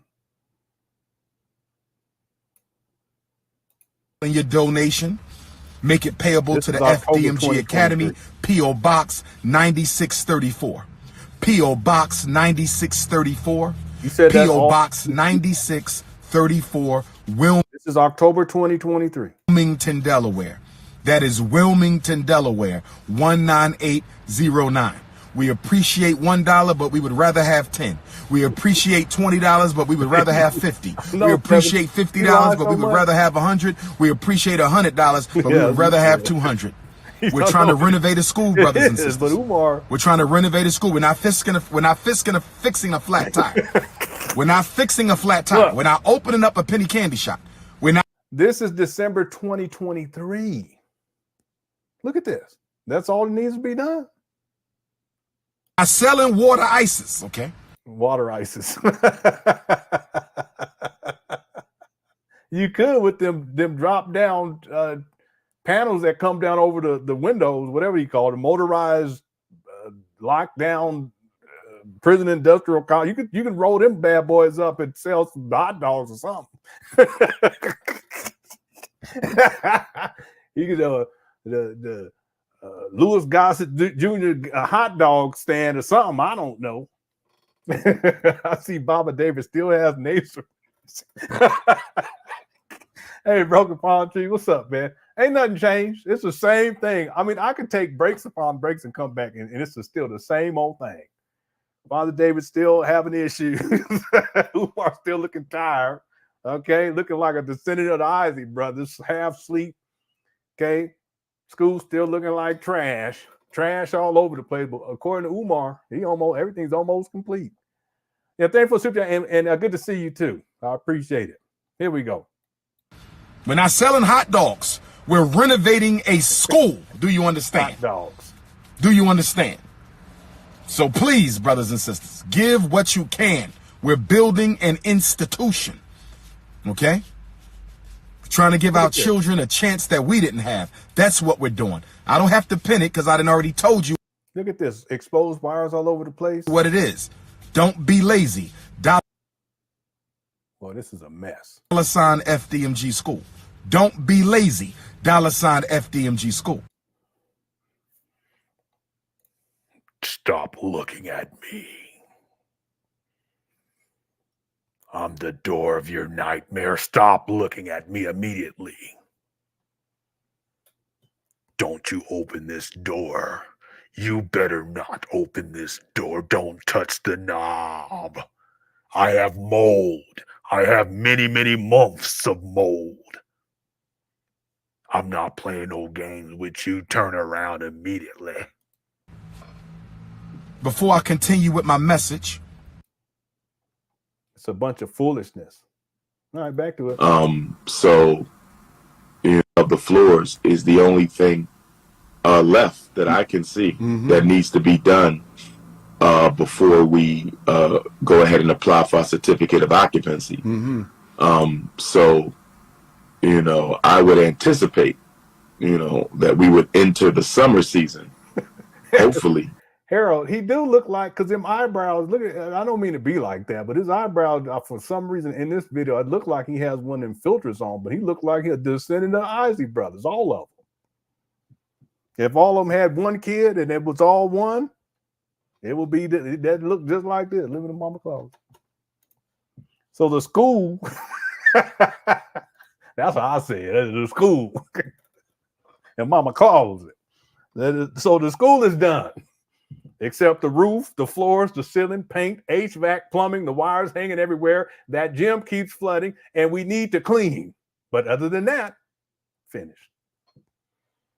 Now, I want everyone to think about this for a moment because we're in 2024. Umar has been lying about everything since 2010. And for the life of me, I have yet to figure out why it was that Umar did the video where he announces that the renovations are done, knowing that they're not. Now, Umar's a pathological liar, but I don't. We were honored with having Pocket Watcher with JT. He was in the audience yesterday. And I was talking about Jay Morrison. And he's absolutely right. Jay Morrison is thoroughly incompetent. He's not a fund manager. He doesn't know anything about real estate, doesn't know about managing money or anything like that. He's a 3-time felon who filed for bankruptcy prior to starting the TREF. Doesn't have a history of owning homes. And from some of the information I've actually seen, I looked in too deep to it, so I can't verify it, but that he has been in situations where he's lived in a house that was being foreclosed on. But he's a real estate guru. But he was talking about how Jay Morrison is thoroughly incompetent. He is. And one can ask the question, how was he able to pull this off? Well, because he's crafty and he lies and he's a pathological liar. Now, just like Umar is a pathological liar, but the difference is that Jay Morrison can make things kind of seem like they make sense. But Umar, nothing makes sense. And in my mind, I don't understand why this guy. As a matter of fact, let me do this because I actually wanted to do this as a separate show. But I just want to show you guys. I used to have this saying, "Time always tells the truth," and this is an excellent example. If I type in Umar Johnson, renovation process is complete. Here it is right here. This is from 8 months ago. I'll give you the exact date. Hold on one second. This is from August 12th, 2023. Wait a minute. Yeah, August 12th, 2023. Let me just play this for y'all. Again, this shows exactly what I'm talking about here. It ties into what Iceman Vamp is saying, because if Umar stated back then November, December, January, February, March, April, 6 months ago, that renovations, the process is complete, quote unquote, the process is complete, all systems renovated, then why does Umar need roof work done, flooring work done, ceiling work done, paint work done? HVAC still doesn't work. People were so excited and you good question, look at what you gonna say now. Here we go. Plumbing still, wires hanging out everywhere, gym keeps flooding, et cetera, et cetera. Now watch this.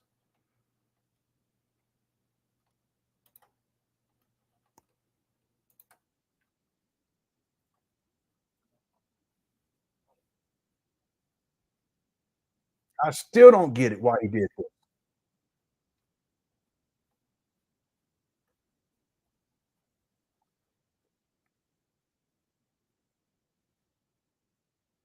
There you go.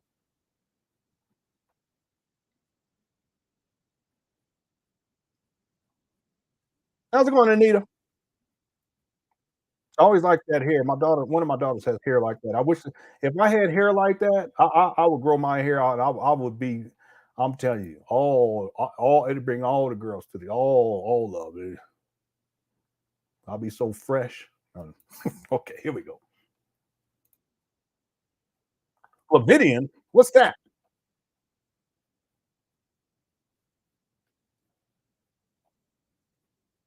Oh, no audio? Okay, I'm sorry.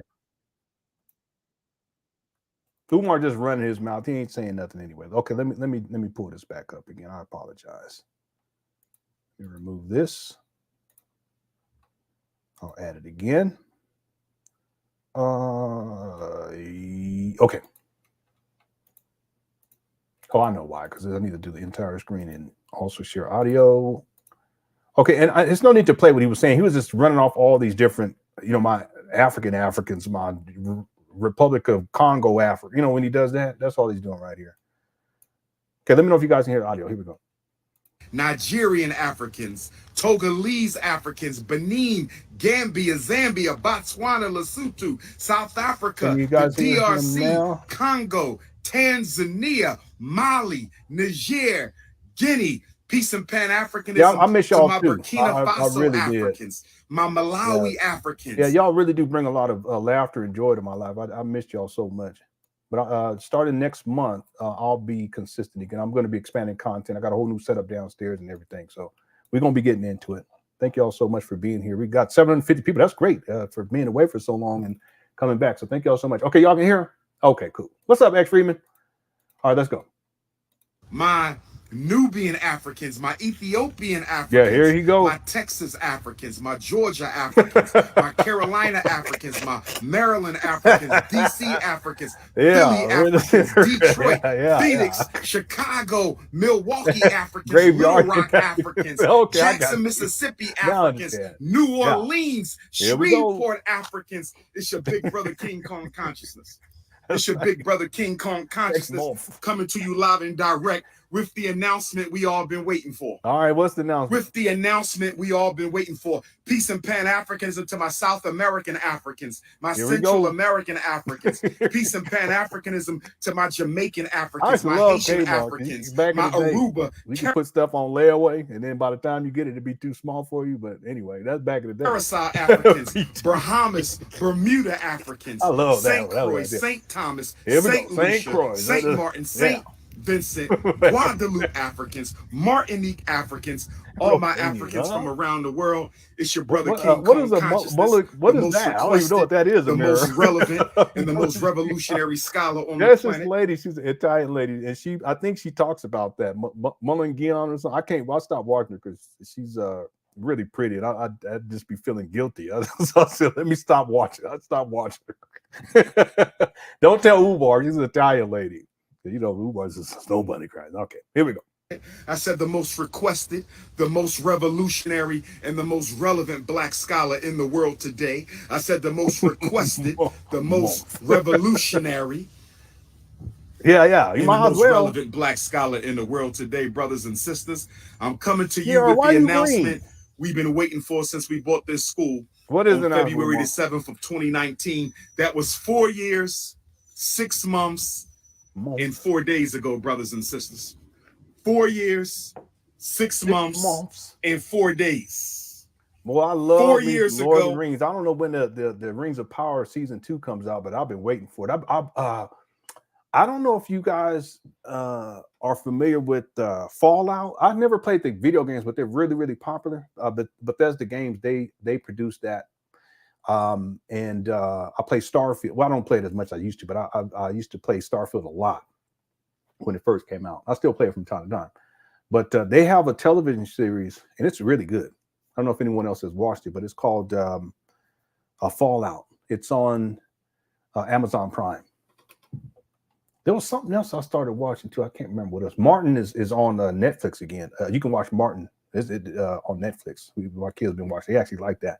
Okay, here we go. Martin was funny too. Pam was looking good too. I'll tell you.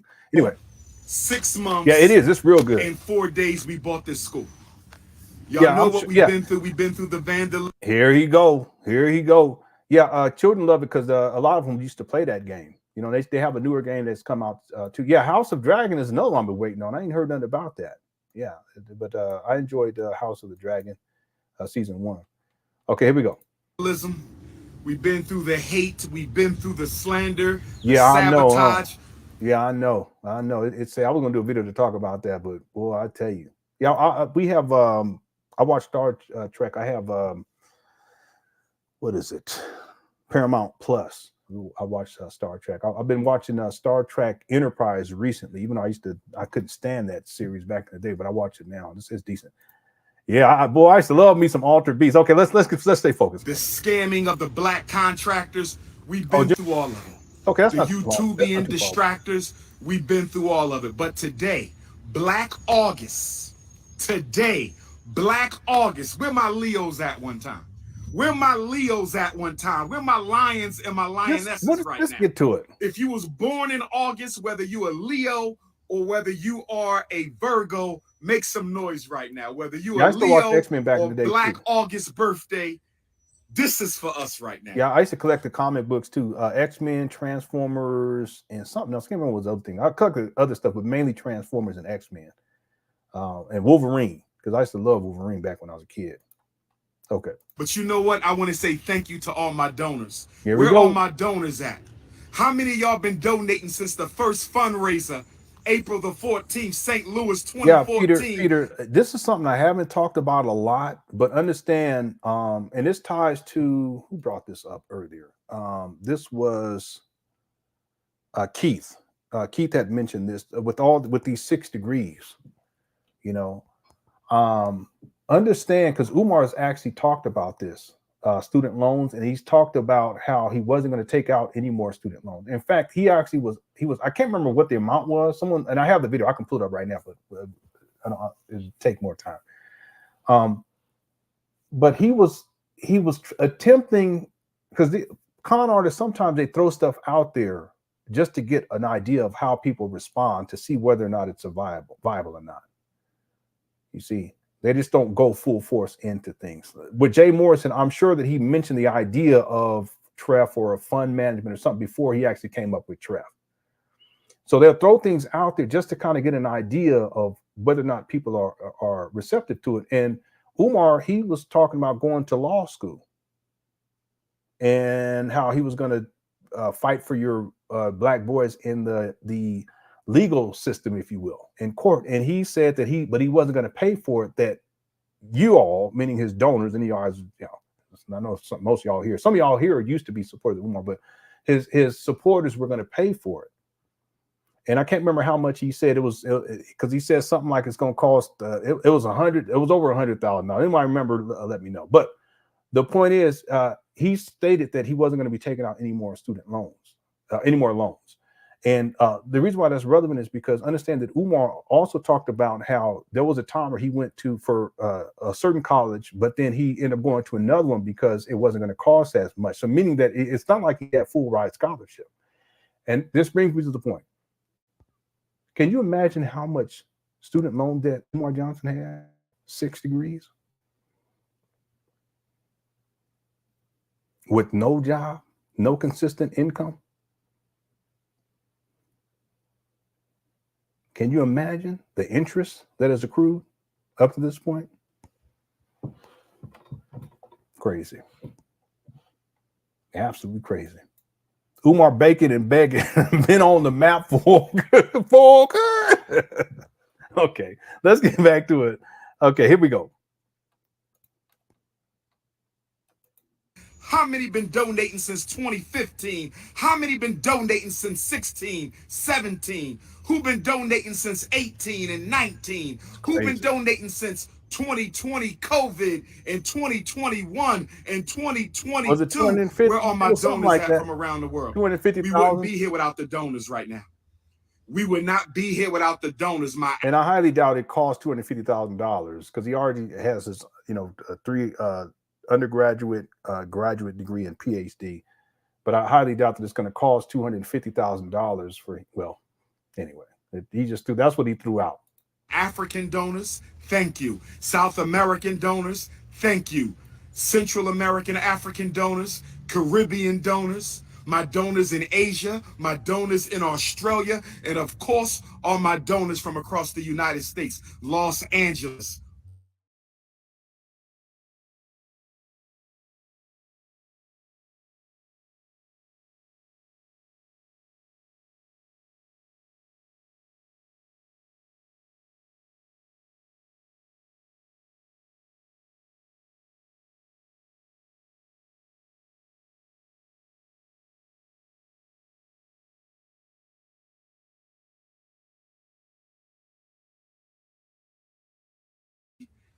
I'm live, King.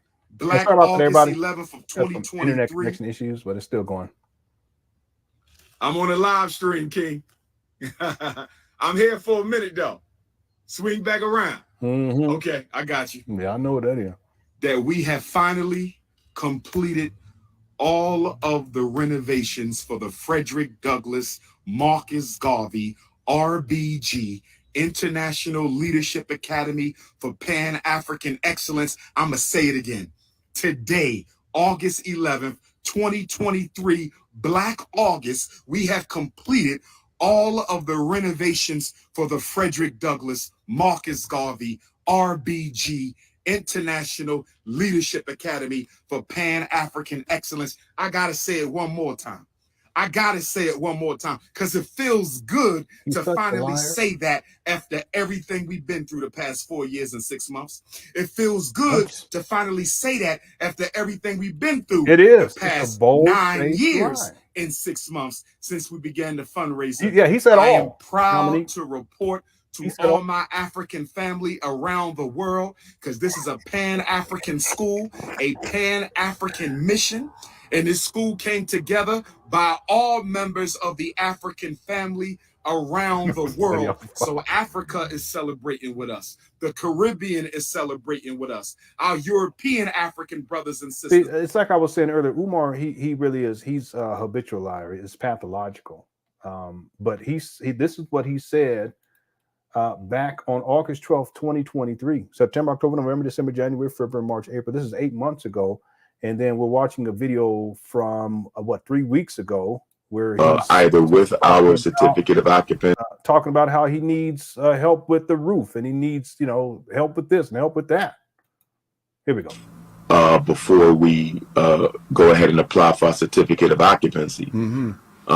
So, I would anticipate, that we would enter the summer season, hopefully, either with our certificate of occupancy or at least waiting, to receive it, waiting to receive the inspection, see whether they're going to pass us or not, but we right there. I mean, we bouncing around the finish line. All right. It's just a lot of small dots you got to dot and a lot of small T's you got to cross. That's right. That's right.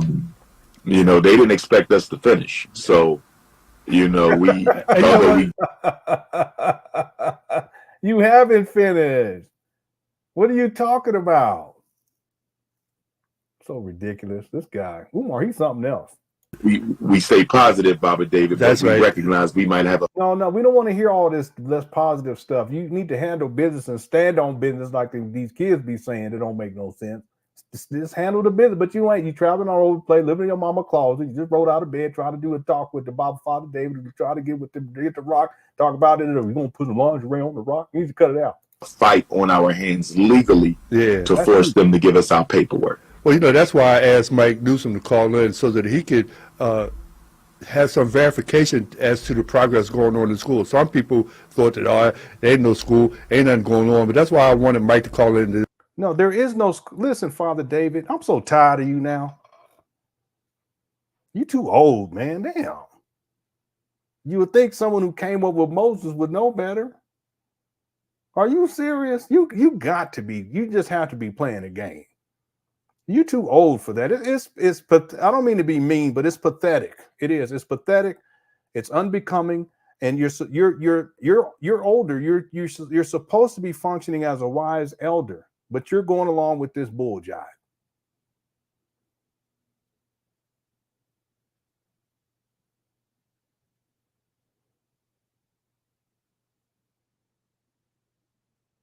And Umar, every time, Father David, if you don't, let me stop calling you Father David. David. David.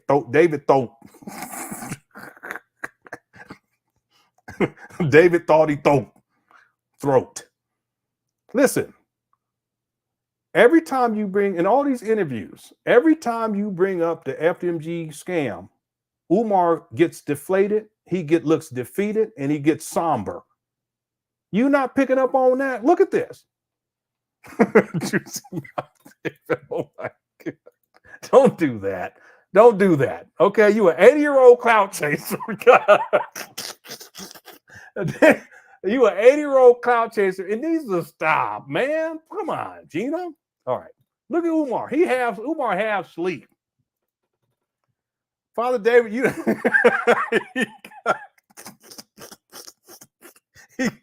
that's why Father David, he done invested so much. He got them spiritual stock certificates that Umar was handed out back in 2019. That's why he has to keep pushing it, because he trying to get some residuals on it. You know what I'm saying? Umar done gone to hibernation. Listen, Father David, you know what made Umar hibernate? You need to stop, man. Don't do him like that. That's not right. Umar in suspended. Father David, you bring up FDMG to make Umar go into suspended animation. It needs to stop.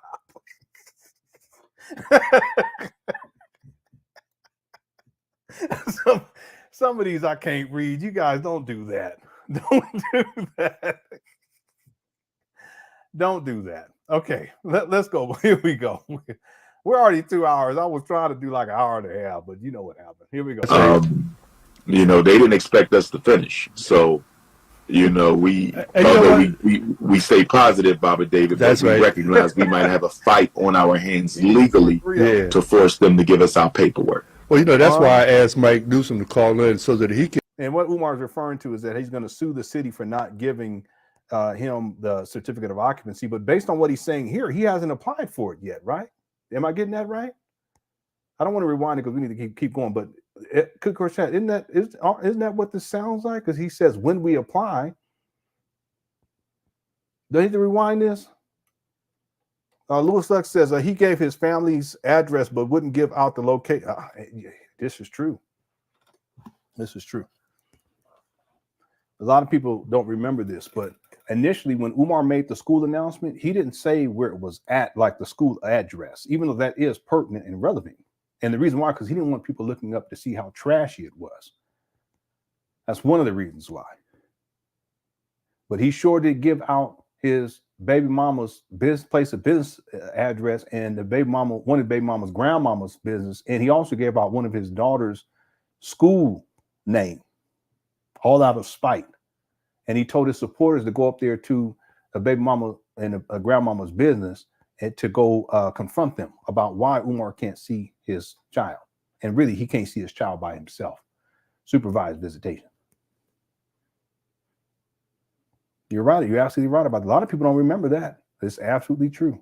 Initially, he did not give out the address because he didn't want people going up there and look how much of a trash dump site that place is, and still is. Thanks for the super chat, Louis Luck. Also, thanks to, did I get the other? Okay, here we go. Sigmund says Shoemake looks like he was exhumed from some. Yeah, he looks really, really bad in this video. I mean, I've seen him look really bad. This is one of those times where he just looks horrible, absolutely horrible. But he gets up on here. It looks like he's falling asleep, and he'll do whatever he can do in order to try to get money out of people. I'm sure in this we're not going to get to the whole thing because we're not even close to being halfway through. But I'm sure at some point in this particular video, Umar starts asking for money for FDMG too. I'm sure. Okay, so he's taking any and every opportunity. Thanks, Sigmund, for the super chat. Okay, here we go. Have some verification as to the progress going on in school. Some people thought that, there ain't no school, ain't nothing going on. But that's why I wanted Mike to call in. Okay, there is no school. A school is a place of learning where people are taught, in particular children in this case. That's not what's taking place there since 2019, February 2019. It hasn't happened. Hasn't happened since 2010. Umar made the announcement that the school was going to open September 11, 2013. Okay. And it's still not open. Here we are in 2024. So listen, Father David, you need to stop this. Stop this madness. Nothing is happening up there. It is not a school. There's still abandoned buildings on the vacant property list. Umar still owes back taxes, and he's asleep. Look at Umar. To testify that there is some things going on. There is some progress going on, and the school is being worked on. Why would they do all this work on the school if there wasn't no school to start with? That's the point. And Mike, like I said, Mike, how long you been in business yourself? Oh man, brother, I come from, just a little overview, I come from a legacy of master brickies and builders. My father was a bricklayer, his father, and my mother's father was a bricklayer, his father. I'm a brickie. My son a brickie. I also have taught my grandsons to be bricklayers. So ain't no way in the world nobody can tell us that we wasn't on top of the pyramid walls. So I'm true to it, not new to it. I've been doing this work all my life. But just to be able to say one other thing, Brother Dave, the doctor has done a tremendous job there at the school. This is our school, and I urge more of us to get involved and to contribute, and not only sweat equity, brother, but as we well know, these times and days, everything is expensive. Man, be quiet. Let Umar sleep.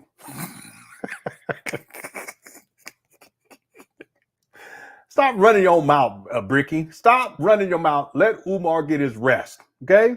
You guys know when we get this age, we got to get our rest in, okay? I know I got to get my rest, all right? So we do need contributions, and I'm sure the doctor will concur on that. So we want to make this a success. This is our school. I'm sure the ancestors, such as Harriet Tubman and Frederick Douglass and Marcus Messiah Garvey, they're looking down at us. That's right. And they're trying to see what will we do to make this a success. That's right. So I yearn us, to continue. Yeah. He's almost there. Yeah, evidently said that Umar thinks, this guy, Mike, he thinks his father and grandfather built the pyramid. He has a great vision. He has put his work efforts and his finances to make this into a success for us. So his finances, he ain't got no job, Tommy. What you talking about? I just want to give a little scenario, brothers. Here we go. I remember my mother told me she was a little girl in rural Georgia, and she said that her uncles had took her to a sideshow, perhaps a carnival, and as they was walking through, the ringmaster was outside trying to drum up some support, and he said, "Come one, come all. Come see something you've never seen before and you will never see again." So my mother's uncles asked her, "Would you like to go in?" She said, "I guess so." So they went inside of the tent, and they saw a massive elephant, perhaps the size that our dear brother Hannibal used to cross. What is this guy talking about? Did I miss something? What is he? Who saw this? Is he talking about the Bible, a biblical story? I missed something. He said he saw a mastodon and a pterodactyl. What?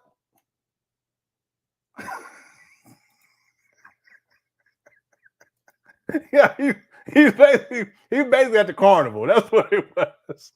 He's at the Big Papa Circus. That's what it was. I don't understand. I missed something. He talked about Hannibal and all this stuff. I don't even know what he's talking about, Kimmy. I don't know. I don't know what happened. I got to rewind just to see. I just. Pastor was outside trying to drum up some support, and he said, "Come on, as we well know, these times and days, everything is expensive. So we do need contributions, and I'm sure the doctor will concur on that. So we want to make this a success. This is our school. I'm sure the ancestors, such as Harriet Tubman and Frederick Douglass and Marcus Garvey, they're looking down at us. That's right. And they're trying to see what will we do to make this a success. That's right. So I yearn us, to continue. He's almost there. He has a great vision. He has put his work efforts and his finances to make this into a success for us. So I just want to give a little scenario, brothers. I remember my mother told me she was a little girl in rural Georgia. Okay, so the mama, he said the mama, right? Not the grandmama. He said the mama. What's the black one said? Umar had one of those bricks. Not bricks, but the bricks. Y'all remember that? Yeah, he out there. Thanks for the super chat. He's talking about his mama, right? Not his grandmama. So his mama. A little scenario, brothers.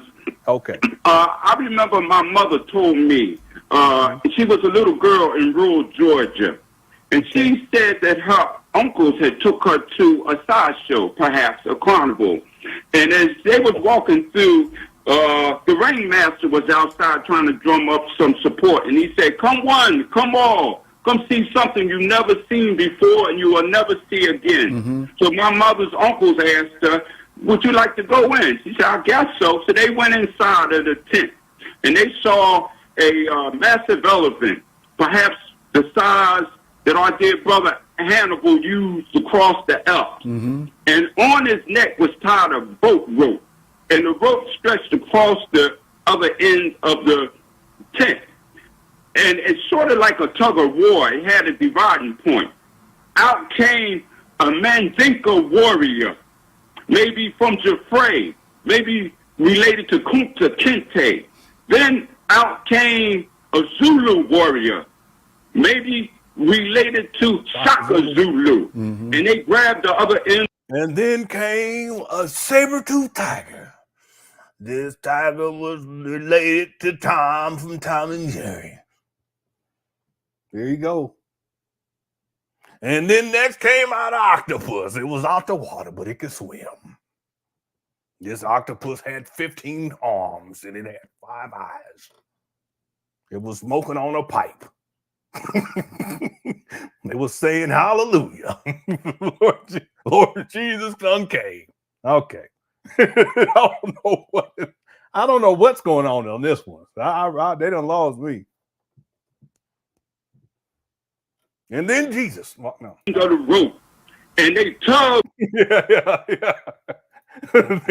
then came Iron Man. He didn't have no clothes on. He hadn't made his suit yet, but he was thinking about it. And then Ramses and Josephus.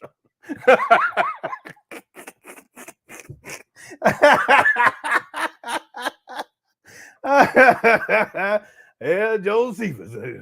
Come on.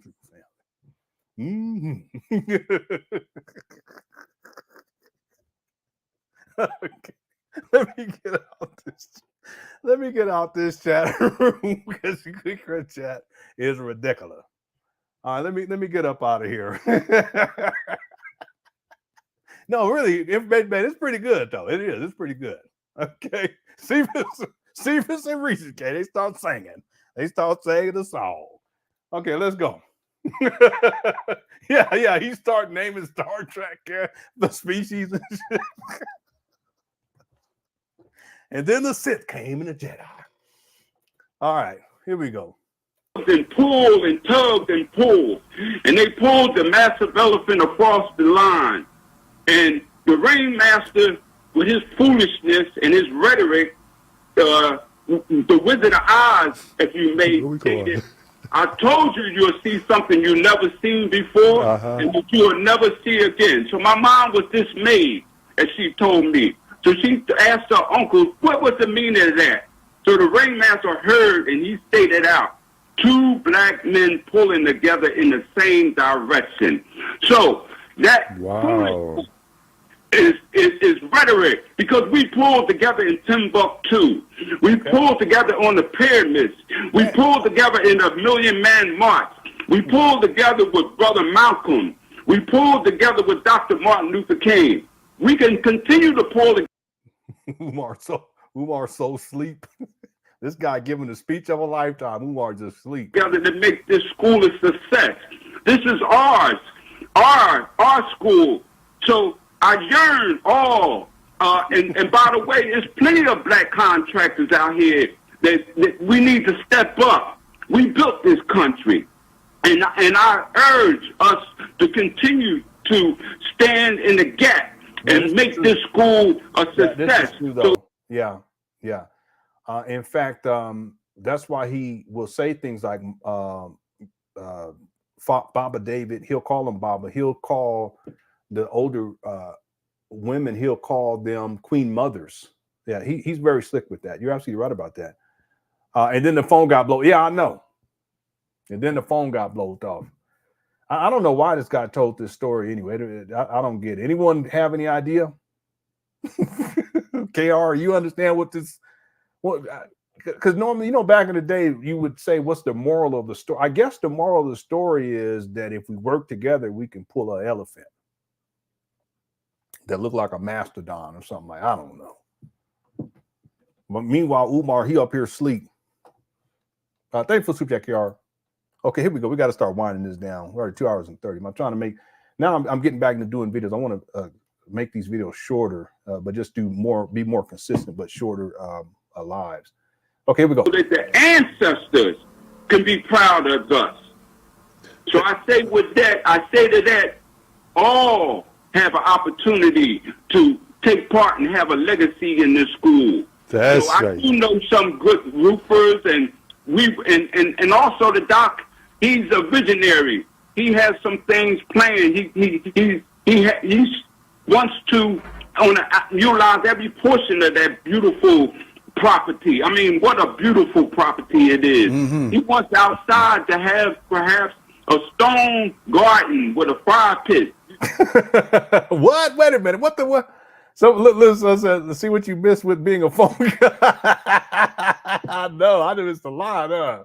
I sure did. What did this guy say about a fire pit? Now he started to talk about the I don't know. The doc, he's a visionary. He has some things planned. He wants to utilize every portion of that beautiful property. I mean, what a beautiful property it is. He wants outside to have perhaps a stone garden with a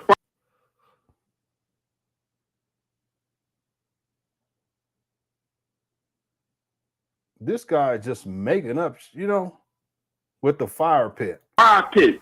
And we intend on making some brickwork and a sitting area where some of our youth could sit around and read, and lectures could be given in the bright, fresh air and sunshine. So we have quite a few things prepared. Also, No.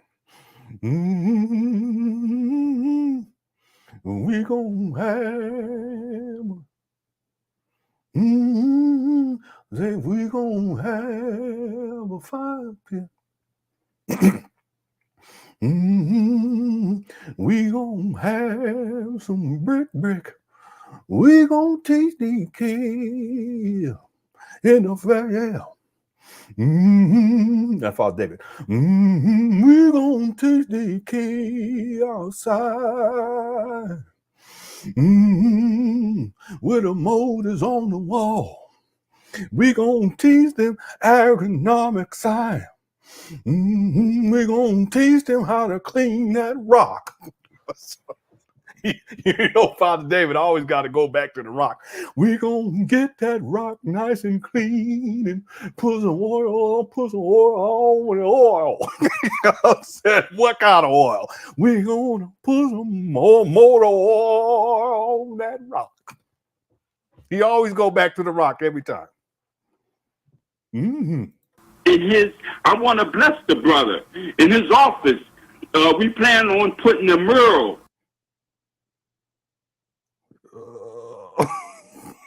What? You gonna do what in the office? What you gonna do in the office? What kind of freak off? Freak off. I don't know what is this guy talking about?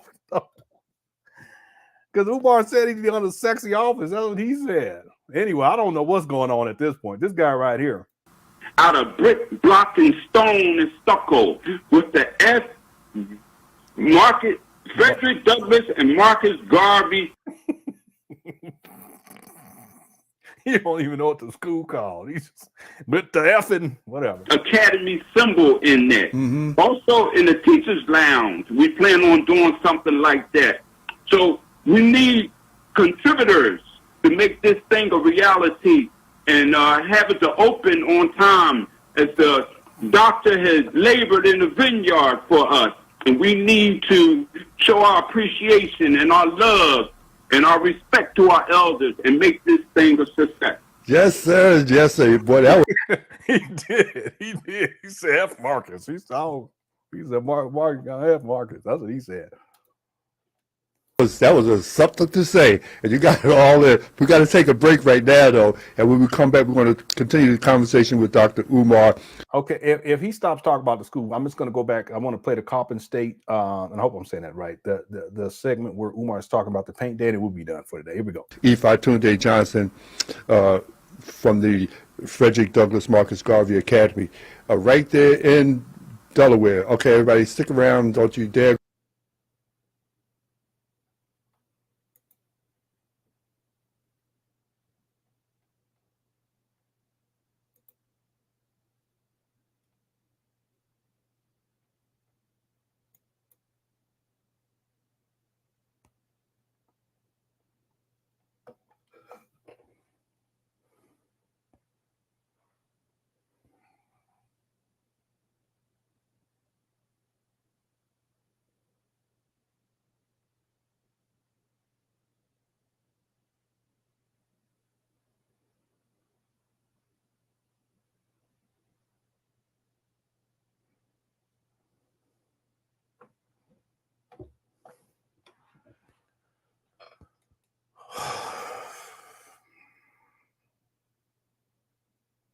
In that same chair.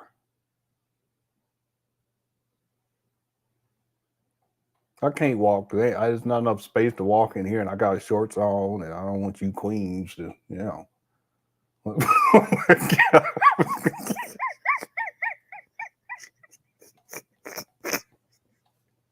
Don't do that, Julia. That's not right. Okay.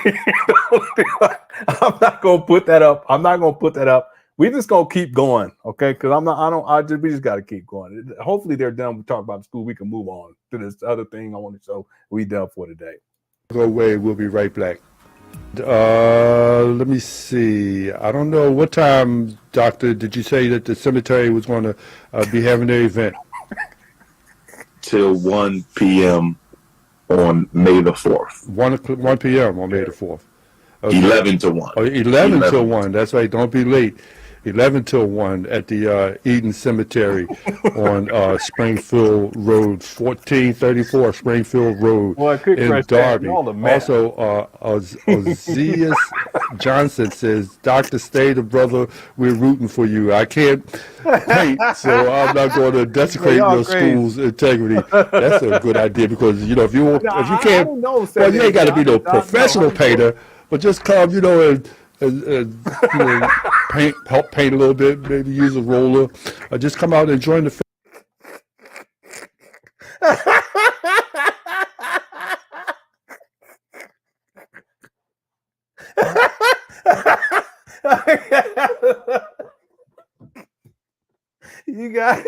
you guys, boy, I'm gonna tell you, boy, Good Chat is undefeated.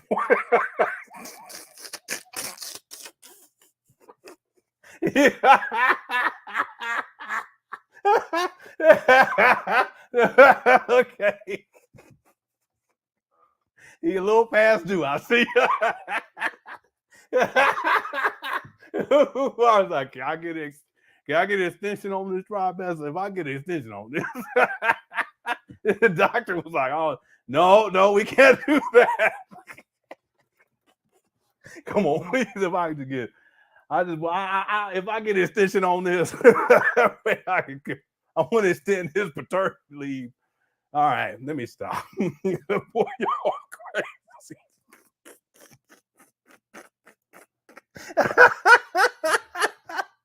That's why this gym was flooded. I'm trying to tell y'all. Okay.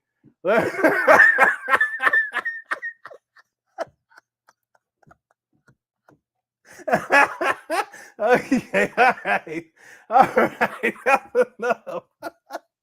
Let's keep going here. What's up, squirrel girl? Let me don't do that. Dominique, don't do that. Okay, let's let this play it out. I just want to make sure if he's done with talking about the school, we gonna move on. Woo.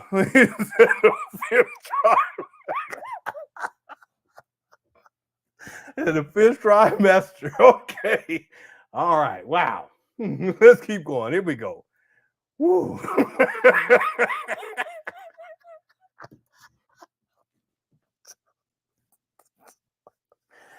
I ain't gonna lie though. If Umar, if he had a baby shower, I would support. I ain't gonna lie about it. I'll be the first one up there.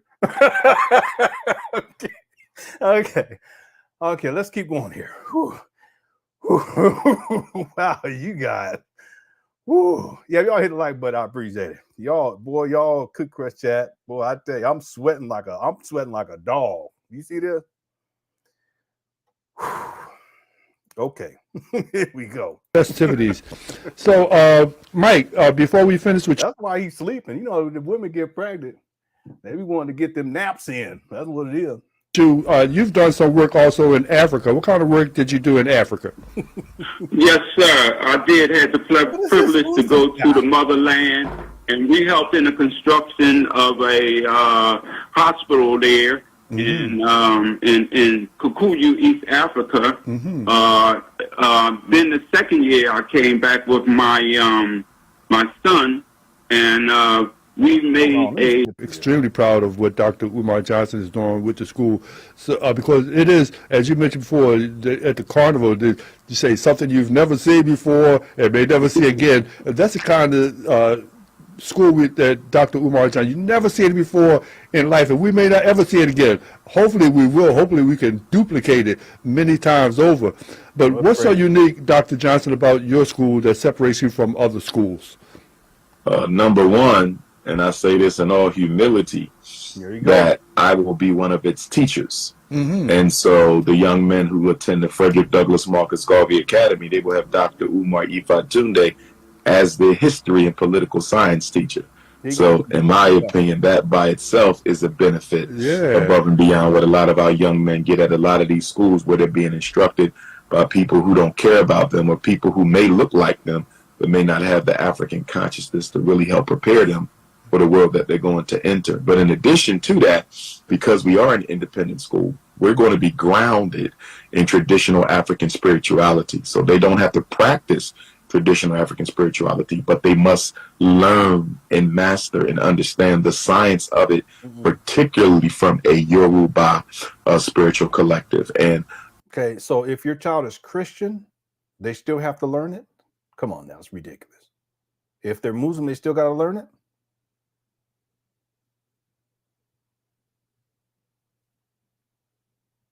beyond that, with our curriculum, we're going to be focusing on agricultural and agronomical science. In fact, I met many of the agricultural students at FAMU while I was in Tallahassee last week, and some of those students are very interested in helping us create and solidify our agricultural science curriculum. And of course, dietary and nutritional science, our political. Solidify? What are you talking about? Shouldn't you have it already by this time? It's been 14 years. It's been over 5 years since you acquired this academy. He still doesn't have a curriculum. He doesn't. In military science, which I will largely head up myself, along with the other faculty in that department. We also have the science of the black man and science of the black woman, and of course your economic and financial science. He doesn't say anything about math. He doesn't say anything about language arts. So he ain't raised no kids either, because I'll be on my kids about their stuff. He ain't saying nothing about world history. You guys notice that? You have that's core. You got to have that. What else, by the way? He ain't talking none about. He talking about agronomical science, and we're gonna teach them E5. And we're gonna teach them. Will also be a cornerstone of the FDMG program and process.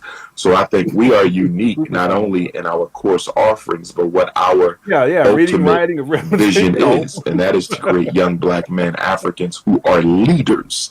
You know, many schools include the word leader in their title, but I don't think they're going to be as serious and as focused about creating leaders as we are. Our entire purpose and function is to create revolutionary Pan Africanists who can go across the world and organize and lead our people back to our historical and ancient greatness. Everybody in the school going to want to be in your class. If I were a parent, I'd say, make sure you sign up to Dr. Umar Johnson's class. I don't know if you'll be able to teach and reach every student, but I sure will. Oh, yes, I will, for sure, Bob. I'm going to be the history teacher for all the children. So, okay. You know, the way that the schedule goes, they will all get me. Yeah, that's great. This is crazy. Did y'all see this part already? This is crazy. This is Ninjanomics. This is crazy what he's saying. The way the schedules, there are no schedules. The students, there are no students. The school, there is no school. But Umar, in his mind, he talked about how he's going to teach everything. What all did he say? He said the political science, I don't know. Maybe once a week, it might be once a day, it might be 2-3 times a day, but everyone's going to get me. And that is in keeping with the traditional structure of education, even in America. You know, principal originally was a word used to describe the principal teacher. And so originally the principal was like a player's coach, where you played on the team with your, teammates, but you also coached them during the timeouts. And so I'm going to be a player coach. I will be the principal of the school, and I will also be a teacher in the school. Wow. So I will be going through the same experience as the teachers we hired will be going through. Yeah, we got another text from Obama Hagen, and he says that what you are doing is in the tradition of the freedman school. So now, I know that your school is going to be very unique, and as Mike was saying earlier about utilizing the outdoors as well, because you mentioned earlier on the show, not today, but previously, that you don't intend to. One of the things that's going to be different at your school is that you're going to take the students outdoors and teach them some real life skills and things. Oh, absolutely. Absolutely. In fact, there's a black-owned camping ground in southern Delaware. I've been trying to get in contact with them. I'm not sure why I haven't gotten a call back yet, but I wanted to go and visit their outdoor land, but I'm just going to have to start looking for some others, because we're going to spend a lot of time in the great outdoors. I mean, we want them to be men, and we want them to learn all the skills that a man should know indoors and out of doors in order to protect and provide for his family and his community. So we're going to be hiking, we're going to be fishing, we're going to be hunting, we're going to be doing our spiritual work outside, we're going to be camping and everything, boating and whitewater rafting, and we're going to be doing it all. And the beauty of FDMG, Bobby David, as is the beauty with any independent school, you don't need permission from any superintendent. You don't need permission from the school board. You don't need permission from any white agency. See, he thinks he's going to do whatever he wants, whenever he wants. But guess what? He up here crying about how that certificate of occupancy. Umar, you can't just arbitrarily do whatever you want when you have other people's kids in your care. You can't even do whatever you want to with your own child. You supervised visitation. You talking about? He really believes that independent means that there's no checks and balances. You don't have to answer anybody. Do whatever you want to. It's ridiculous. Umar, life doesn't work like that. Okay. It doesn't work that way. But you're so delusional with the school scam and you run your mouth talking crazy. That's why you're saying stuff like this. Look at him. Look at this guy. It amazes me that there's people who still believe in this stuff. It really does. You know, can we take a quick break? I want to say something real quick. Excuse me. I got to say this. I should read the message, but I ain't going to read the message.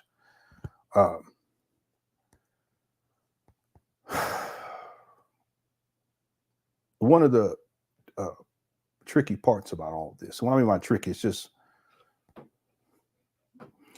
it's hard to wrap my mind around, is how it is that Umar can be so delusional. Because you have to be delusional to even say these types of things.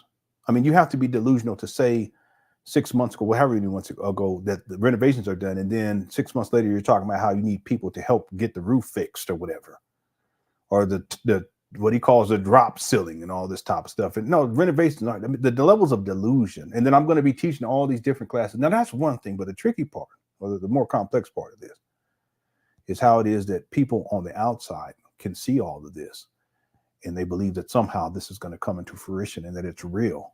They're delusional. So,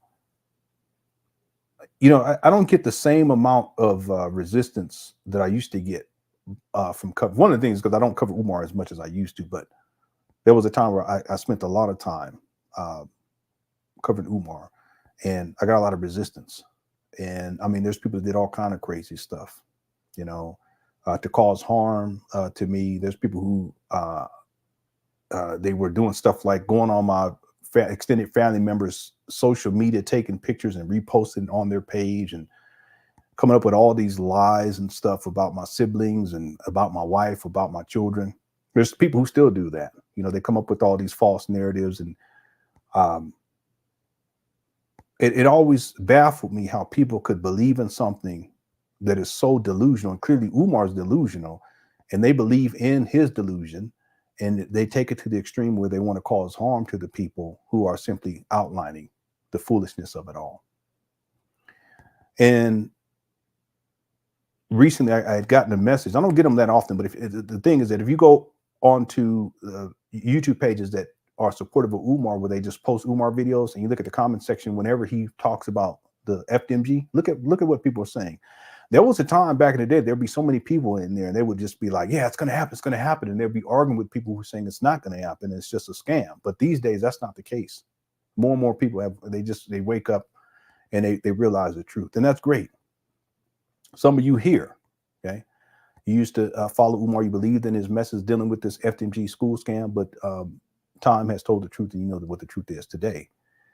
But I'd had someone say, because I had posted a video where I talked about how it's been 14 years and there's still no school. And the person said, yeah, well, you've been covering him and he's still scamming. So what's the point?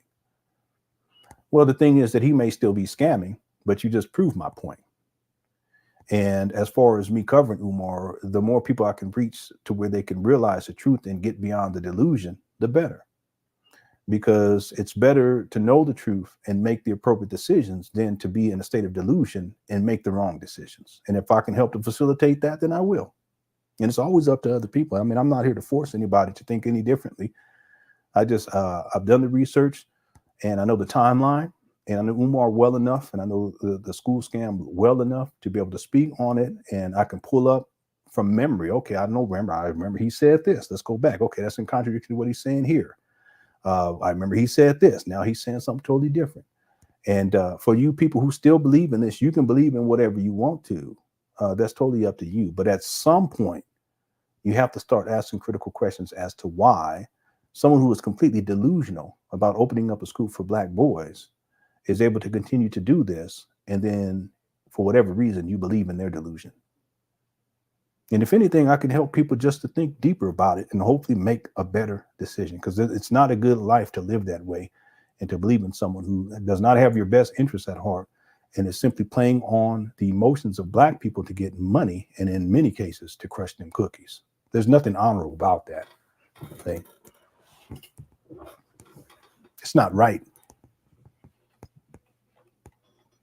Okay, let me play a little bit more of this. I'm going to get to the some super chats, and then we'll play the clip of Umar talking about paint day. We'll be done. Okay, so let's go 12 more minutes. All right, thank y'all so much. Good correction. Thank y'all so much for being here. We got 700 people in the building, 710 people. Y'all can hit the like button if you haven't. I appreciate it. I need to go check this, check what our poll is. I'll check that right now. So let me go and hit this play button. To get permission to expose Black children to the experiences we want them to have. All we need is a parent permission slip in order to do what we're going to do. And that's the beauty. We are free. You know, when I was with the school district and I was, you know, administrator at these different charter schools, you know, we always had to get permission from somebody. Okay, what charter school, what you were administrator, can you provide us with that information? Now, he did work at Capera. He was a school psychologist, but that was a short run and they ended up firing him. So what are you talking about, Umar? You know, to do things. But with me being the boss and we being in control, you know, we don't have to worry about that. See, he says me being the boss and we being, there is no we, it's just Umar. So anytime something comes up that we think our boys can experience or benefit from, guess what? We there. If there's a lecture in town and somebody's coming to teach on African history or psychology or, you know, anything relevant to African people, we can just pack up, put them in the bus, school bus, and head on out. So, you know, there is no school bus. There are no students. Yo, you're so welcome. Hi. You know, it hasn't been an easy road either. I've dealt with a lot of stuff, both online and offline. You know, it's been really, really a wild journey. You know, and there's still people who, anyway, it is what it is. There's always an opportunity cost too. You know, if you're on here online simply trying to cause harm to people and creating false narratives, lying and twisting things up, not only is there karma, but there's an opportunity cost, and that's the thing that people, one way or another, there's a price to be paid. You know, but I think if we do things with good intention, and if we're not out here trying to spin false narratives or cause harm to people, just because we're angry, there's really no justification for it. Even if you're upset at someone or you don't like somebody, if you're doing that, there's always a price to pay, and it's not worth it. It's really not. That's why there's people who they've done videos on Umar and they're lying about Umar. I don't like that. I don't appreciate it. I think it's wrong. You know, and I've seen all kinds of people do stuff where they're saying stuff about Umar that's simply not true and spinning false narratives. They'll take a clip and they'll play it, and it may sound like he's saying one thing, but they don't play enough of the clip to where you hear the full context, or maybe before they say what they said, that he says something that makes it make more sense, but they won't play that. And there was a video where I can't remember what it was. I'm sorry. There was a video where, yeah, it was around the time where Umar was someone that filmed him up at the mall with this Persian lady, young lady. You guys remember that? And someone took a clip of Umar where he's talking about how these white women would pursue him when he was in college. But they clip it in a certain way to where it sounds like he's saying that he was dating white women in college. But that's not what he said. If you listen, but they cut it just the right way. See, that I don't. People have done that with me. That's not right, and I'm never going to do that. That's just not the right way to do things. It's not, you know. And I'm not here to defend Umar, but the right is right and wrong is wrong. Anyway, let's keep going. Here we go. Just excited, you know. But I don't, as I told you before, I don't think too deeply into the future, you know, on the school, because it gets me so hyped, and we're not yet able to use the building. Yeah. So I try to block all that. He's not thinking too deeply into the future about the school. Wow, that's all people need to know right there. That's all people need to know.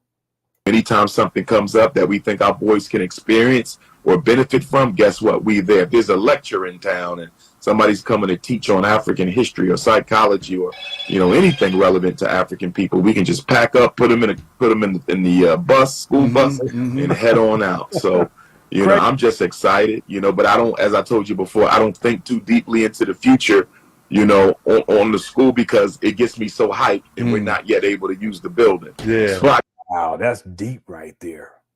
That's so deep. He's not thinking too far into the future about this school. He did say white women. Yeah, he sure did. But I mean, all women are. I don't get that. Umar, that's just rhetoric. Okay, he know doggone well, a woman is a woman. Well, I don't know what he talking about. Y'all be looking so good. I was there. Y'all be looking so good. Umar, but no, they got to be come on, cut it out. Cut it out. All right, this guy, he said he's not thinking too far into the future about this school. I try to block all that out because when we start talking about all the ideas and the programs and it just gets me so hype, and I'm not able to implement any of it right now until we get that certificate of occupancy. So, as we say in Yoruba culture, bit by bit, we eat the head of the rat. Everything is done in stages.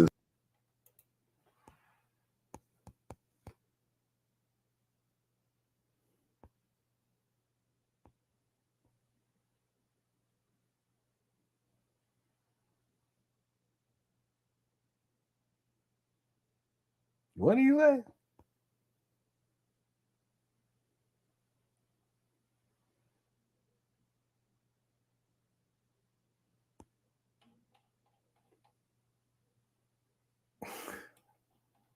So sometimes he be saying stuff, and I'm like, wait a minute, did he just say what he just said? Kid, don't you start. Little mices. Remember he said mices? I'm not able to implement any of it right now until we get that certificate of occupancy. So, as we say in Yoruba culture. Jessica, you're absolutely right. The certificate of occupancy is a new HVAC. He always has something. At one time it was the blueprints. It just goes on and on and on indefinitely. He always has something. Bit by bit, we eat the head of the rat. Wow, I don't know, Umar. Maybe they did say that, but man, I don't know about that. That's what I'm saying. And maybe it is. I'm gonna look it up. Bit by bit, we eat the head of a rat. Okay. Everything is done in stages. And so the next stage is painting, balance out that drop ceiling, and then do the floors. We have a text from Lynn DeShields, and she. I thought he was gonna say Lenon. From LenonHonor, Umar he jumped out his funk chair and ran out.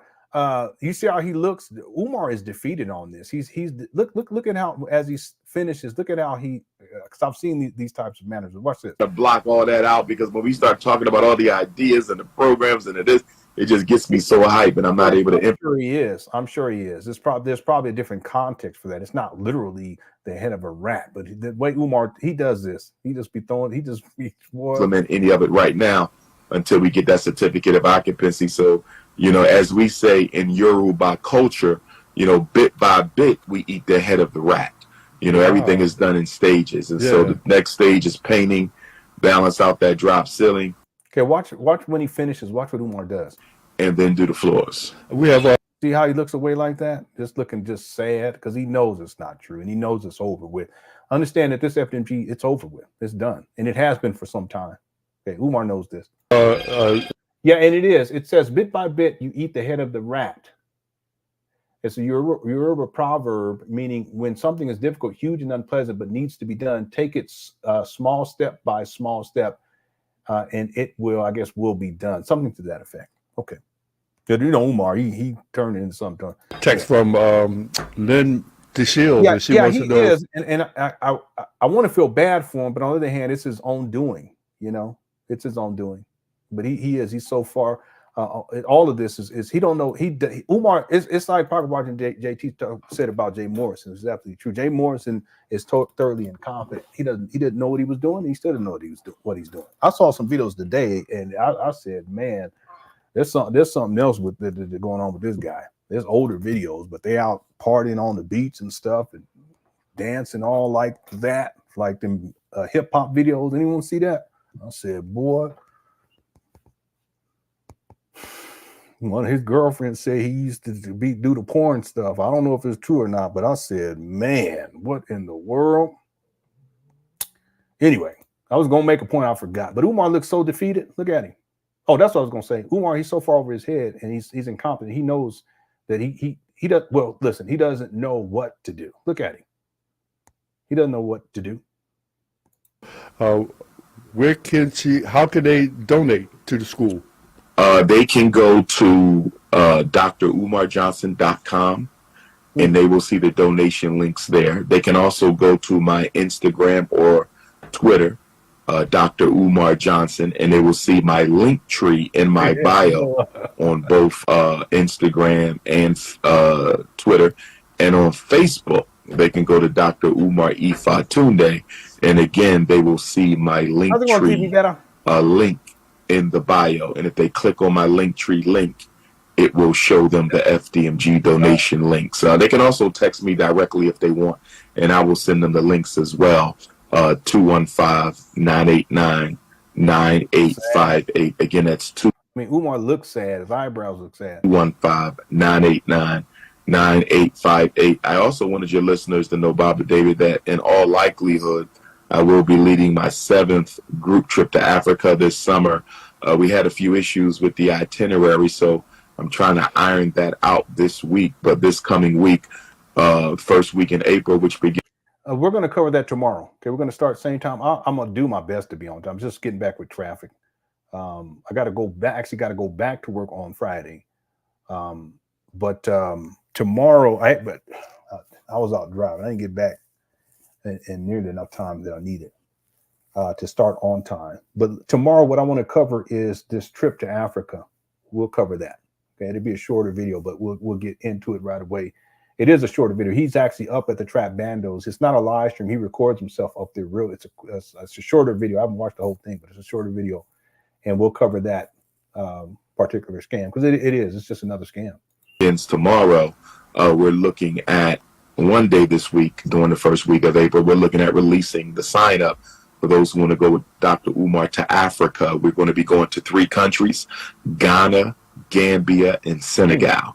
Senegal, Ghana, and Gambia. And that's going to be the last week of July, first week in August. And if all goes well, I'll be able to put that information out one day this week. So they'll have all of April, all of May, all of June, and most of July, almost 4 months, to pay for their trip, which is going to be somewhere in the range of $5,500 for double occupancy, meaning if you have a roommate, it'll be $5,500 for each of you. And if you want your own room, of course, it'll be more.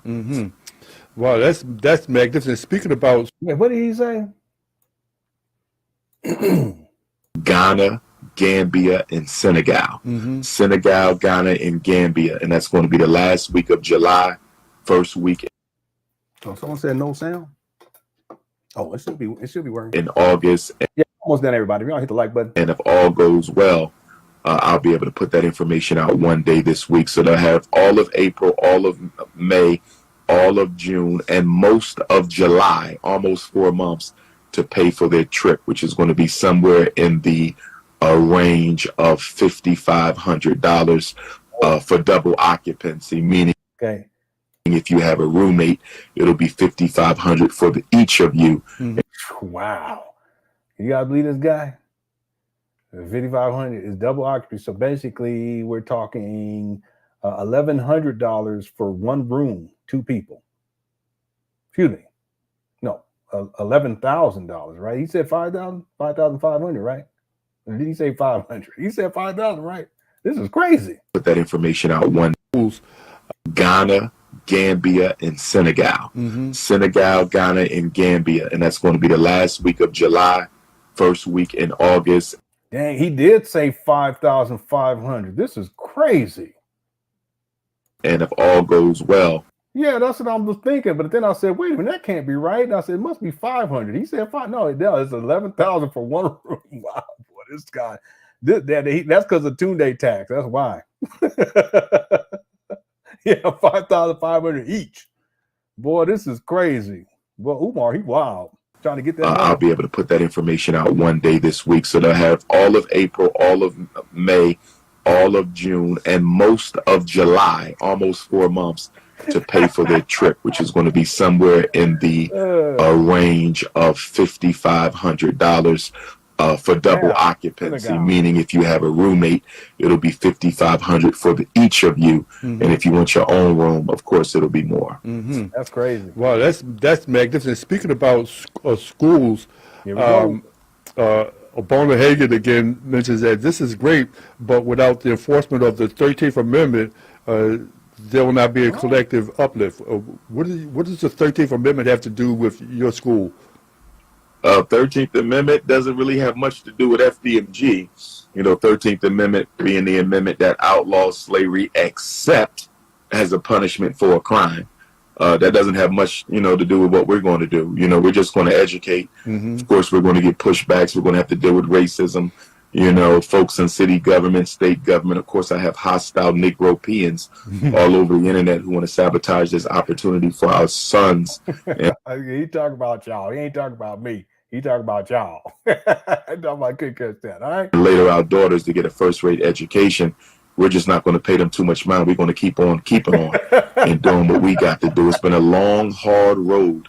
Yeah, he was there in the back. He was in the back. In fact, April the 14th, I believe it is, Baba David, will actually be the anniversary, the 10th year anniversary of when we actually took our first donation ever in St. Louis, Missouri. I believe that was April 14th of 2014. And you know what, Baba David, I'm checking right now, because if this is correct, that means the paint day is actually on the 10th anniversary of when our fundraiser began. Wow. Okay, the paint day didn't happen. And I am looking here as we conversate. I'm going to keep looking. I know I have that. I know that when you were at the Clarion Hotel with Bigger Dre, I made a contribution then, and I'm going to make another contribution. I'm not able to get on the committed monthly donation, but I can donate when I can. Whether Man, you better save your money as old as you are. You need to save that money. Stop playing. It's a small amount, a big amount, and the same would apply to everyone. It don't have to be $100,000 donation. It could be a $20 donation if that's all you got. The point is to try to make a contribution to the building of the school for our children. I wanted to ask you, Dr. Johnson, you heard recently about the things that were going on in Philadelphia with some of the school children at the bus stops and things. Okay, I think that's it. When it happened, I was saying to myself, I said, I would like for Dr. Johnson to have an assembly where he could address, maybe they could zoom it into many of the schools to have an address where he could speak to the children. A lot of young people listen to you. A lot of young people admire your conversation, and a lot of people would. Actually, a lot of the young people, they are on TikTok clowning Umar. My children, they tell me. They just, you see this one? Okay, so that I don't know if he talks any more about the school specific, because that's what this show is about. It's like more of an update. But we're going to leave it at that. Tomorrow, I'll be on again.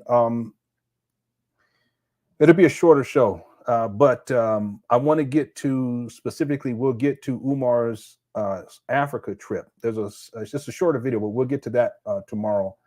But before we close out, I want to, since he mentioned Paint Day, I want to play this video. Let me see. Let me know if you guys can actually hear the audio. And thanks everyone too for tuning on in. Was there any super chats I might have missed? Let me just get in here real quick.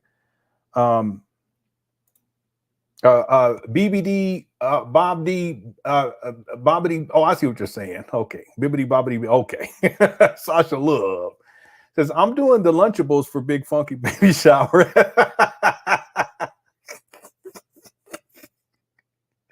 I'm doing the Lunchables for the Big Funky Baby Shower at the FDMG Rock August 21st. Bring your own chair, tissue, and toilet. Okay. No, seriously, if Umar did a baby shower, I would definitely support, because I know how hard it is. I tell you, that's the thing. My wife and I, there was a time we struggled seriously, but I actually missed those times because as a family we were closer. My children were a lot younger. You guys will learn this as they get older. They do their own things, and they're just doing what they do. And they start working. They're in college or whatever it is that they're doing. Even in high school, they start like they're into their own thing. And I really miss when. Even though we used to struggle financially back then, I miss how close we were. But that's just part of being a parent. Your child, they're going to get older, and at a certain point, they'll leave the home and they'll start their own lives outside of the nest. These days, we do a whole lot better financially, but our children, they do their thing. They've gotten to a certain age. But the reason I bring this up is because I remember how it is. It's difficult, and baby showers are very important, And if Umar did a baby shower, I would support it. Okay, assuming that he was going to be a father to his child, I would definitely support it. Okay, thanks for the super chat. I appreciate it. Dominique says, "Where was Umar camping and fishing and feeling?" Now, let me say this, and I don't know this as a fact, but I remember, and I'm going to say this, but I really, because I can't remember what video it was, but you always hear me say this more often these days, if memory serves me correctly, because I haven't really been following Umar, over the last, like I used to, like over the last year and 4 months or so. And I've taken breaks. Even before that, I would take breaks from time to time. But these last couple of breaks, it's different. So if memory serves me right, I thought I heard Umar talking about how he was in something like Boy Scouts when he was younger. Okay, if anybody remembers that or him saying something to that effect, please hit the 1. I don't remember what video it is, but I thought I heard him say something to that effect. So I think that may be, Dominique, why he mentions the idea of taking children out into the wilderness and teaching them how to be men, and we're going to do camping and this type of stuff. I think it's a throwback to some of his own childhood experiences. And this is assuming that my memory is serving me in these regards. Okay. If anybody else remembers him saying, yeah, I can't remember what video it is, but I thought I heard him say something. Yeah, that's where a lot of his ideas come from. Okay, all right, okay. Anybody remember what the video was? What was the context? Was he up at the school? Yeah, I remember what he had on, because I can remember stuff that way. But I remember he said something to that effect. And yeah, and one time he said that they were going to kidnap the kids and take them out to the wilderness. You guys remember that? I covered that. All right. Yeah, his dad did send him off. He was shipped off to it was a school for military children who have military parents who are in the military. His father was in the military, but out of all of his siblings, he was the only one that they shipped off. And I can't remember if Umar said it or his father said it. I think Umar said it. He said that the reason why his father sent him off because his father said that he was too close to his mother. And I said, what's going on here? But who knows what was going on? He was the only one that was shipped off, and that's quite telling in and of itself. Yeah, he did say that, but he may have been lying about being in the Boy Scouts. It's true that there's no way. You're right. You're right about that. You're absolutely right about that. Yeah. Okay. Yeah. You remember that video? Okay. All right. And again, I'm gonna have to. You'll hear me say that more often if memory serves me correctly. But if I'm not sure, I'll ask people. If you guys remember that video, hit the 1, and that way, that'll be the confirmation. All right. Because I never want to say anything that's not true. Okay, so the last thing I want to do here, thank y'all so much. We did 3 hours. I want this show to be like 2 hours, but it is what it is. I know I've been gone. Thank y'all, everyone who's here has been hanging out and sticking with me. Thanks everyone who sent in super chats. Also, thanks to everyone who sent in cash apps. Let me pull this up. I haven't watched this either. Let me know if you guys can hear the audio. This is Umar, April 17th. So this was a week ago, and he was speaking at I think it's Coppin State University, and he said something about paint day, and it's at the 50-minute mark. We're going to start at the 49-minute 56-second mark. Let me know if you guys can hear the audio. Where's Black Wall Street landowner? That's what I want to know. You see, it's because we love to celebrate what our ancestors did, but we don't like to pick up where they left off. The point that I'm making is Negroes criticizing me for the Frederick Douglass Marcus Law. Everybody's an expert on building schools now. They know how much the HVAC costs. They know how much the electric costs. They know the insurance bill. They know how to get the water on. They know how to... What insurance bill? What are you talking about? Fix the roof. They know everything about my school, but have never built one themselves. So here's what I say. Yeah, you doggone right. But I know one thing, I'm in my children's lives, and I'm not up here every single day asking for money for a school that doesn't exist and doing it for 14 years. So what you talk about, Umar? Come on, cut it out. But you see people leaving. He yelling. To the FDMG haters, when we do open up that school, don't bring your ass because you're not coming in. Oh, no. The Frederick Douglass Marcus Garvey Academy will only be for Dr. Umar supporters and Dr. Umar supporters only. If you didn't donate, if you didn't support, we don't need you. Umar, and let's just be honest. The real reason why a lot of Negroes have an issue with me and my school ain't because of no hustle. We already been audited by the IRS because of these Negroes, and we passed it with flying colors. They go crooks around here. Show us the paperwork then. You know what the real problem is?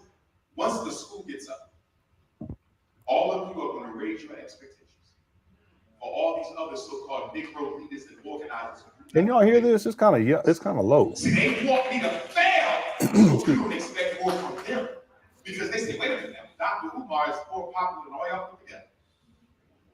He's invited to speak around the world more than all y'all put together. He got more videos on YouTube than he did.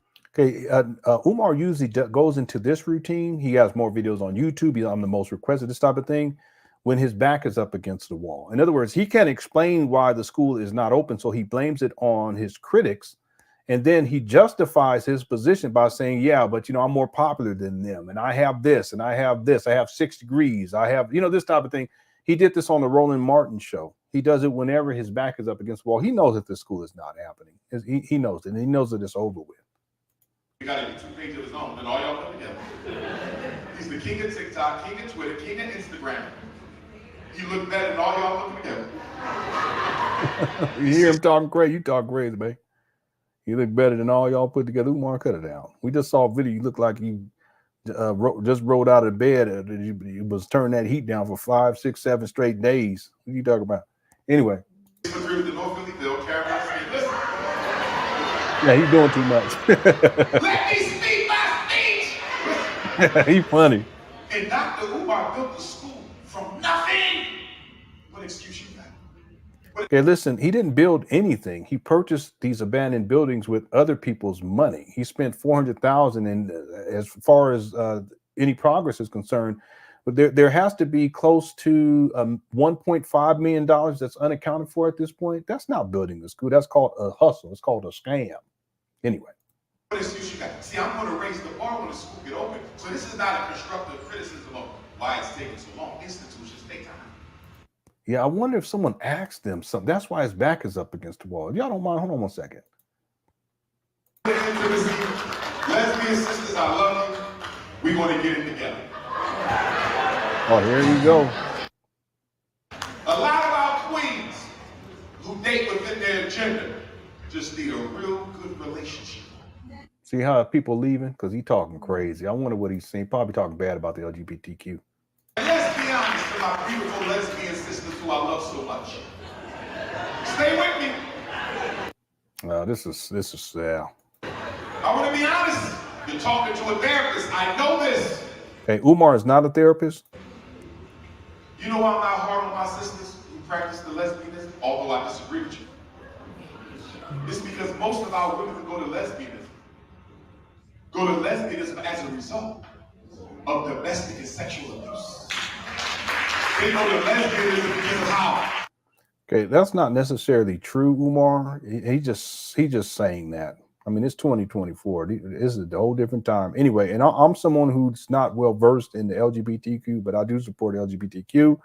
Like I said in the past, I was homophobic, not so much these days. I know I joke about lesbians, but it's you know, I'm not being disrespectful or anything like that. But Umar, he continues to take shots at the LGBTQ community in this way, and it's just unnecessary, totally unnecessary. Black men have treated him. I know it, because women tell me from every age.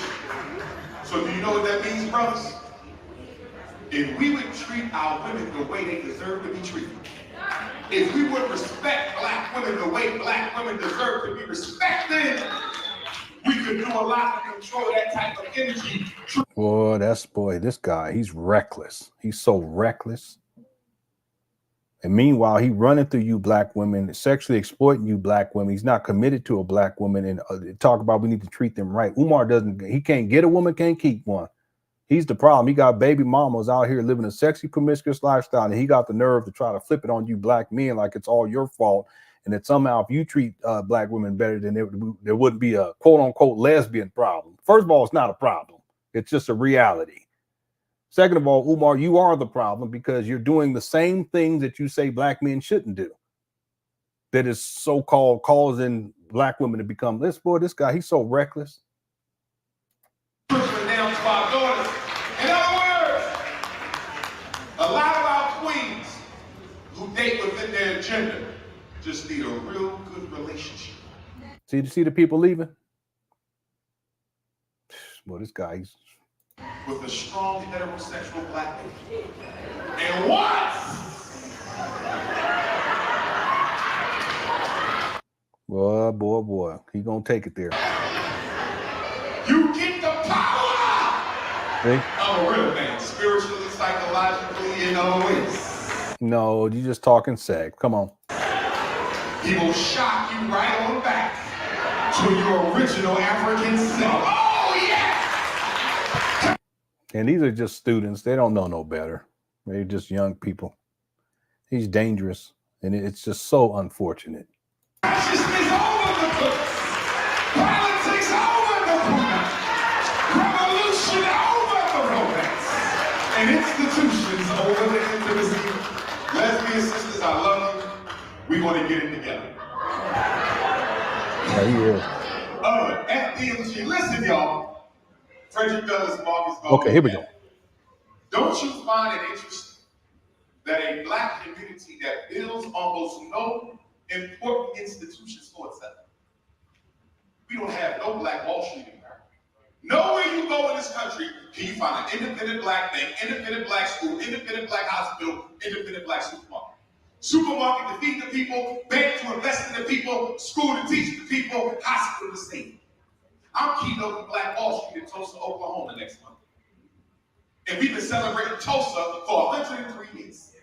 Why we ain't replicating Tulsa? Why we ain't remade Tulsa? Where's Black Wall Street, Baltimore? Where's Black Wall Street, Landover? That's what I want to know. You see? It's because we love to celebrate what our ancestors did. Okay, we saw this part. Let me just scoot. I'm trying to be done here. The problem is, once the school gets up, all together. He's the king of TikTok, king of Twitter, king of Instagram. And Dr. Umar built the school from nothing. What excuse you got? What excuse you got? See, I'm going to raise the bar when the school get open. So this is not a constructive criticism of why it's taking so long. Institutions take time.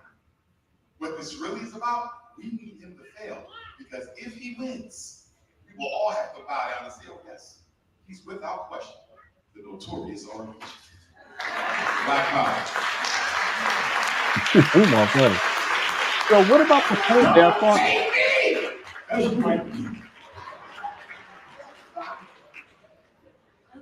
give me your response. Can you Make some noise, topics. Thank you, University. Oh, he's lost. And don't worry, I'm gonna take all the pictures at the end. I'm not gonna leave till everybody get their picture, all right? I got you. And anybody need a book, they in the back, $25 for students, $50 for a regular community, right in the back. Can you talk Money about out and we can't take no picture. you want something else you want to add? Yeah, he's more like a comedian. It Yeah. was the LGBT, it was FDMG, and what was the first one you said? Talking about offering dates. Oh, that wasn't sexual. The date with the doctor, right, is when a queen pays $500. Talking about the notorious one. Listen. And Man, I all take about her sex. on the date. I pay for the date. She chooses the restaurant. And I pay for the date. Not her. Yeah, wait a minute. But if the woman pays $500, you're paying for the date? And understand, he's talking to college students here, mainly college students. It's inappropriate for them to even be talking about this.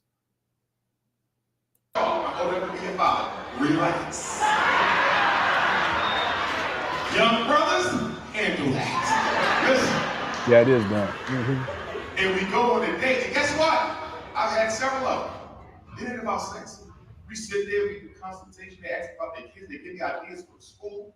Some of them are going to be part of the school because now they're the expertise of what they bring to the table. The date with the doctor is non-sexual. I've never been with any of those women alone behind closed doors. It's in public at a restaurant, and it's a brother and a sister communicating. Stop. Huh? Because we building an institution, my African princess. You think we want to run that school on water and prayer? You feel me? That's a good question. That's a contribution What to are the we movement, supposed y'all. to get out of this? Our water bill is like $2,500 a month.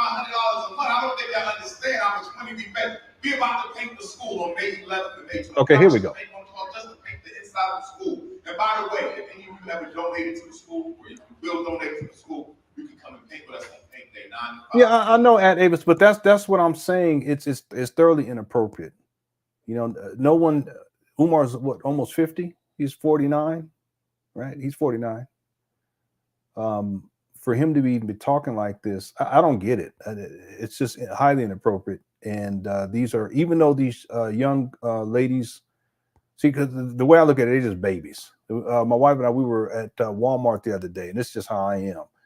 And there was a couple, and a young lady was holding a baby. So I'll assume that they were together and that was his child, but he was significantly older than her. And I didn't like it.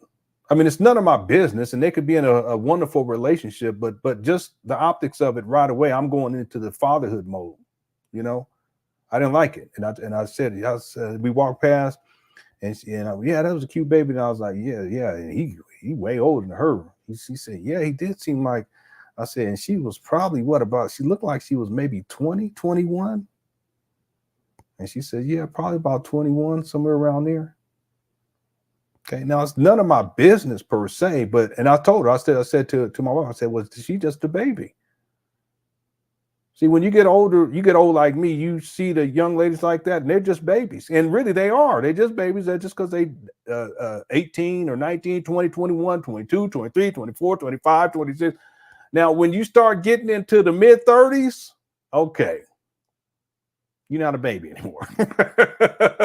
Okay.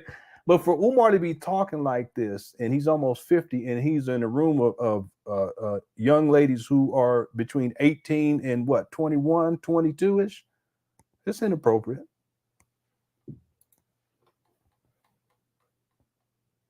So inappropriate. Just text me. I'm gonna make sure y'all have my number. And if you donate, you can come and paint. And I'm gonna take everybody to dinner, all the donors, all the paint volunteers. We're going to go to a restaurant at 5 o'clock and have dinner, and then we're going to come back Sunday. Saturday and Sunday. 11 to 12, we're having dinner both nights, play some music, have fun, and paint. Yeah, you're right, Freeman. You're right about that. Okay. But my point is, that's yeah, how I was much the too. paint costs. My first time in college, I was 17. For the paint, we need like, what did he say? We need like 100. What did he say? $20,000. What? And then we're going to come back Saturday and Sunday. 11 to 12, we're having dinner both nights, play some music, have fun, and paint the school. So if y'all want to help paint the school, feel free to do so. Okay? But my point is, guess how much the paint costs? $20,000. What in the world? $20,000 for the paint? What are you painting? This is for the inside of the small school? Because he already painted the inside of the. It don't even make no sense because the buildings aren't even ready to be painted. He said $20,000. For the paint, we need like, what he said, we need like 158 gallons or something like that. You see, we talking about 158 gallons, $20,000. Okay, this must have been what Sigmund was referring to. Let me get my calculator. How many did he say? So $20,000. What did he say? 150 gallons? $20,000. For the paint, we need like, what he said, we need like 158 gallons or something. 158 gallons. Okay, so we're going to divide that by 158. Okay, so each gallon is going to cost 100 and this guy's such a scammer. $126 per gallon of paint. Look, I'm gonna put it in here just so you guys. I need to change my picture too because I was young back then. Yeah, you told me. I didn't know. I didn't understand, but now I see what you were saying. $126 per gallon. Now you know what I got to do, Sigmund. Premium paint per gallon price. I doubt that it's $126.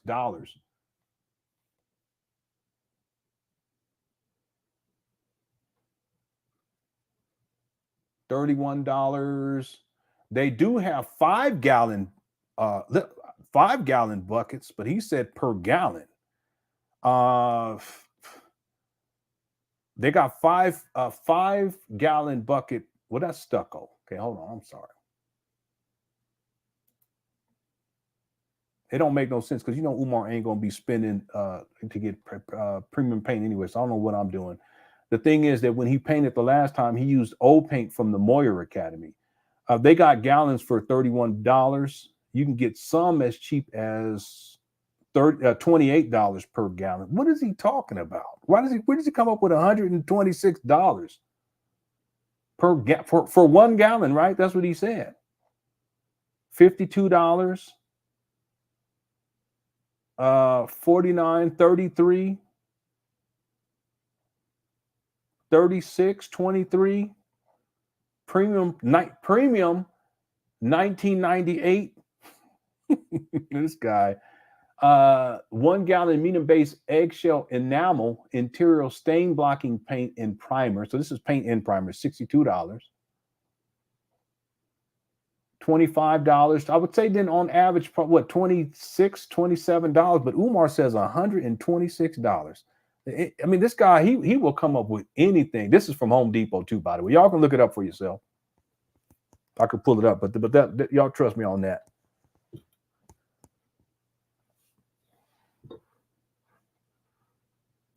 And he's saying for 1 gallon. I can see 5 gallon. But he said per gallon, right? Let me go back and see. So I don't want to mistake this. But this guy, Umar, boy, he's something else.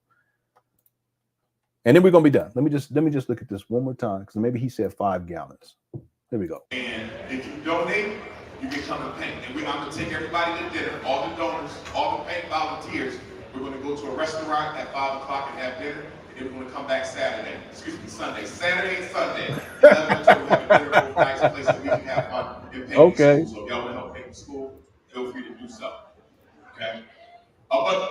But it is at Home Depot. He can just drive there and bring it. I don't maybe he's meant $100 for the delivery. Yeah. Hold on. He's just making up these figures. All the donors, all the paint volunteers. We're going to go to a restaurant at 5 o'clock and have dinner. And then we're going to come back Sunday. Saturday and Sunday. 11 until we have a dinner, both nice place that we can have fun and paint the school. So if y'all want to help paint the school, feel free to do so. Okay. Okay, you notice how he slipped that in? You're going to donate to the school. That way you can paint, but he's telling them to donate to the school. These are college students. Umar, you need to stop. Always trying to get money out of people. Guess how much the paint costs? $20,000. For the paint, we need like 158 gallons or something. He said 158 gallons. So, 158, 1 gallon. So, yeah, he's basically saying each gallon is going to cost $126. This guy, he's something else. You were right, Sigmund. You're right. He needs to get paid off that paint by any means. That's what it sounds like. It just sounds like he's throwing figures out there that are way out there in hopes that figures that are out there, way out there. He's throwing figures out that are exuberant. And the idea for Umar is that if people hear how much it costs, $20,000, and they're going to donate more. But he knows that it's not going to cost $126 per gallon. He knows that. The other thing is that if you're going to be doing a project like this, there's a way in which you can purchase in bulk, right? You just purchase in bulk. And I'm sure that there's people who paint that Umar knows who have connections in that way. Maybe they have a painting business or what have you, and they'll just hook him up so that he can just purchase it in bulk. It's not going to cost $126 for 1 gallon of paint. It's about like this.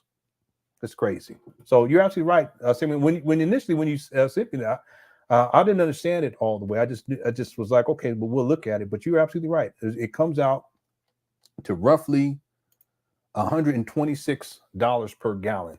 And the thing is that Umar, I'm sure he's even inflating the amount of paint he's going to need. But all of it is designed to give the illusion that it's going to cost a whole lot of money, $20,000 for a paint job inside of a small building, because it's a small building. And that he's going to need more financial support from you donors so that he can pay for these things. And the higher the price he puts, the more people are going to be willing to donate. But at the end of the day, it's not going to cost $126 per gallon. You can get it for $23, $25, in Umar's mind. But if I can get him to send this money, then $20K, then I can pocket the rest of the money, use what I want. So I mean, we could do further math if we just looked at how much it would cost. How many gallons did he say? 150 something, what, right? Let's just say $25 per gallon, which is a fair price. Again, if you purchased it in bulk, it would be much less. Okay, you already did the math. So 126 for 5 gallons, still only about 4K. Yeah, I mean, I guess. Okay, I guess if you want to look at it that way, 158. That's what it was. Okay, so let's say $25, and we're going to say times 158, $3,950. How do you go? Let's just say 4,000. Umar, did he say 20 or 40,000? Now I'm really getting crazy. Because I start looking at the math, I'm like, wait a minute. Did he say 40,000? He has to say 20,000, right? He said 20,000. So he goes from he goes from $4,000 to 20. So he 5 times it. He times it by 5. And whatever's left over, he can basically pocket the money. It ain't gonna work anyway because he still didn't do the paint day anyway. But guess what? It's another money grab. That's what it is. That's long story short. That's all this comes down to. It's just another money grab for Umar.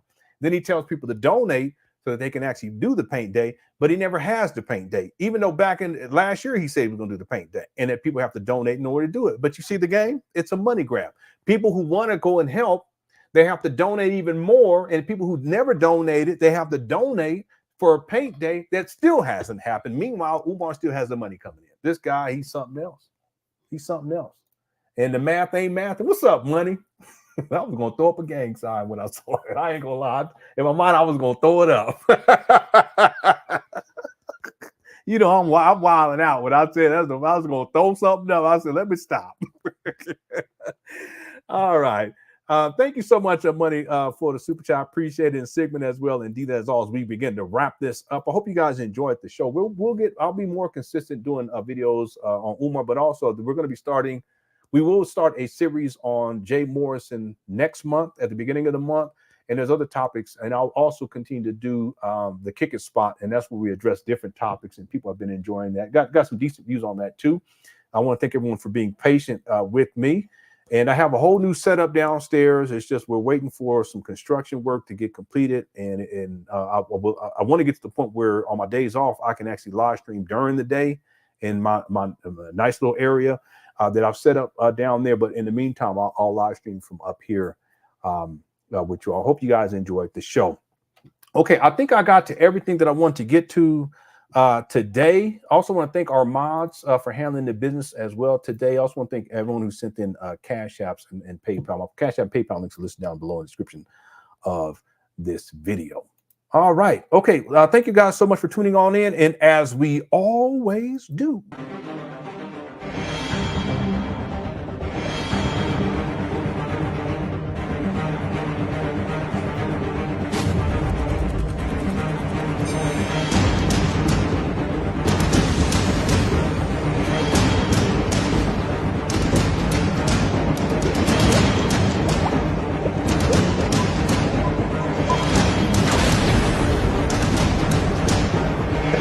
I was too. I ain't gonna lie.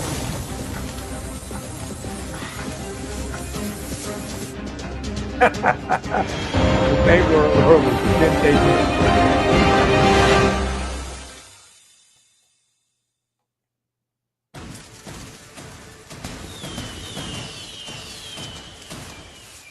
What's up, Ray? FDMG!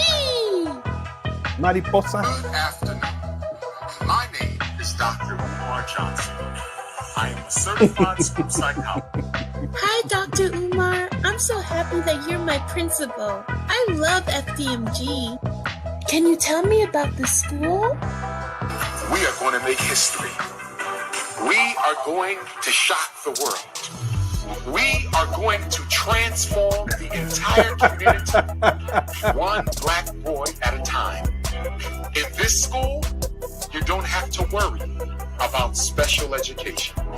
In this school, you don't have to worry about ADHD diagnoses. In this school, You will never get a phone call from a teacher or an administrator. Happy birthday, Keylogger. Happy birthday to you. Happy birthday to you. Happy birthday, Keylogger. FDMG's coming on Monday. All right. Telling you that your child needs dangerous psychiatric Yeah, I think so. in order to get I think so. All right, everyone. Thank y'all so much for tuning on in. Hope you all enjoyed the show. If you haven't hit the like button, hit the like button. Make sure you subscribe so you can get back over 70,000 subscribers. I would really, really appreciate it. If you support, hey, listen, I'll be back. If you don't, I'll still be back. I love you all. All right, let's go. FDMG is coming. FDMG is coming. FDMG is coming. It's coming. FDMG is coming. FDMG is coming. FDMG is coming. It's coming. Yeah, it is. It's coming. Hey, good night, everybody. It's coming. It's coming. It's coming. It's coming. It's coming. It's coming. Oh, it's coming. FDMG. Happy birthday, FDMG is coming. Thought his personality be twerking. It's twerking. I know. We can dream though. I want the rock on top of my. All right, everyone. Thank y'all again for tuning on in. Love y'all. Appreciate y'all. And I'll talk to y'all soon. All right. Enjoy your evening. Peace.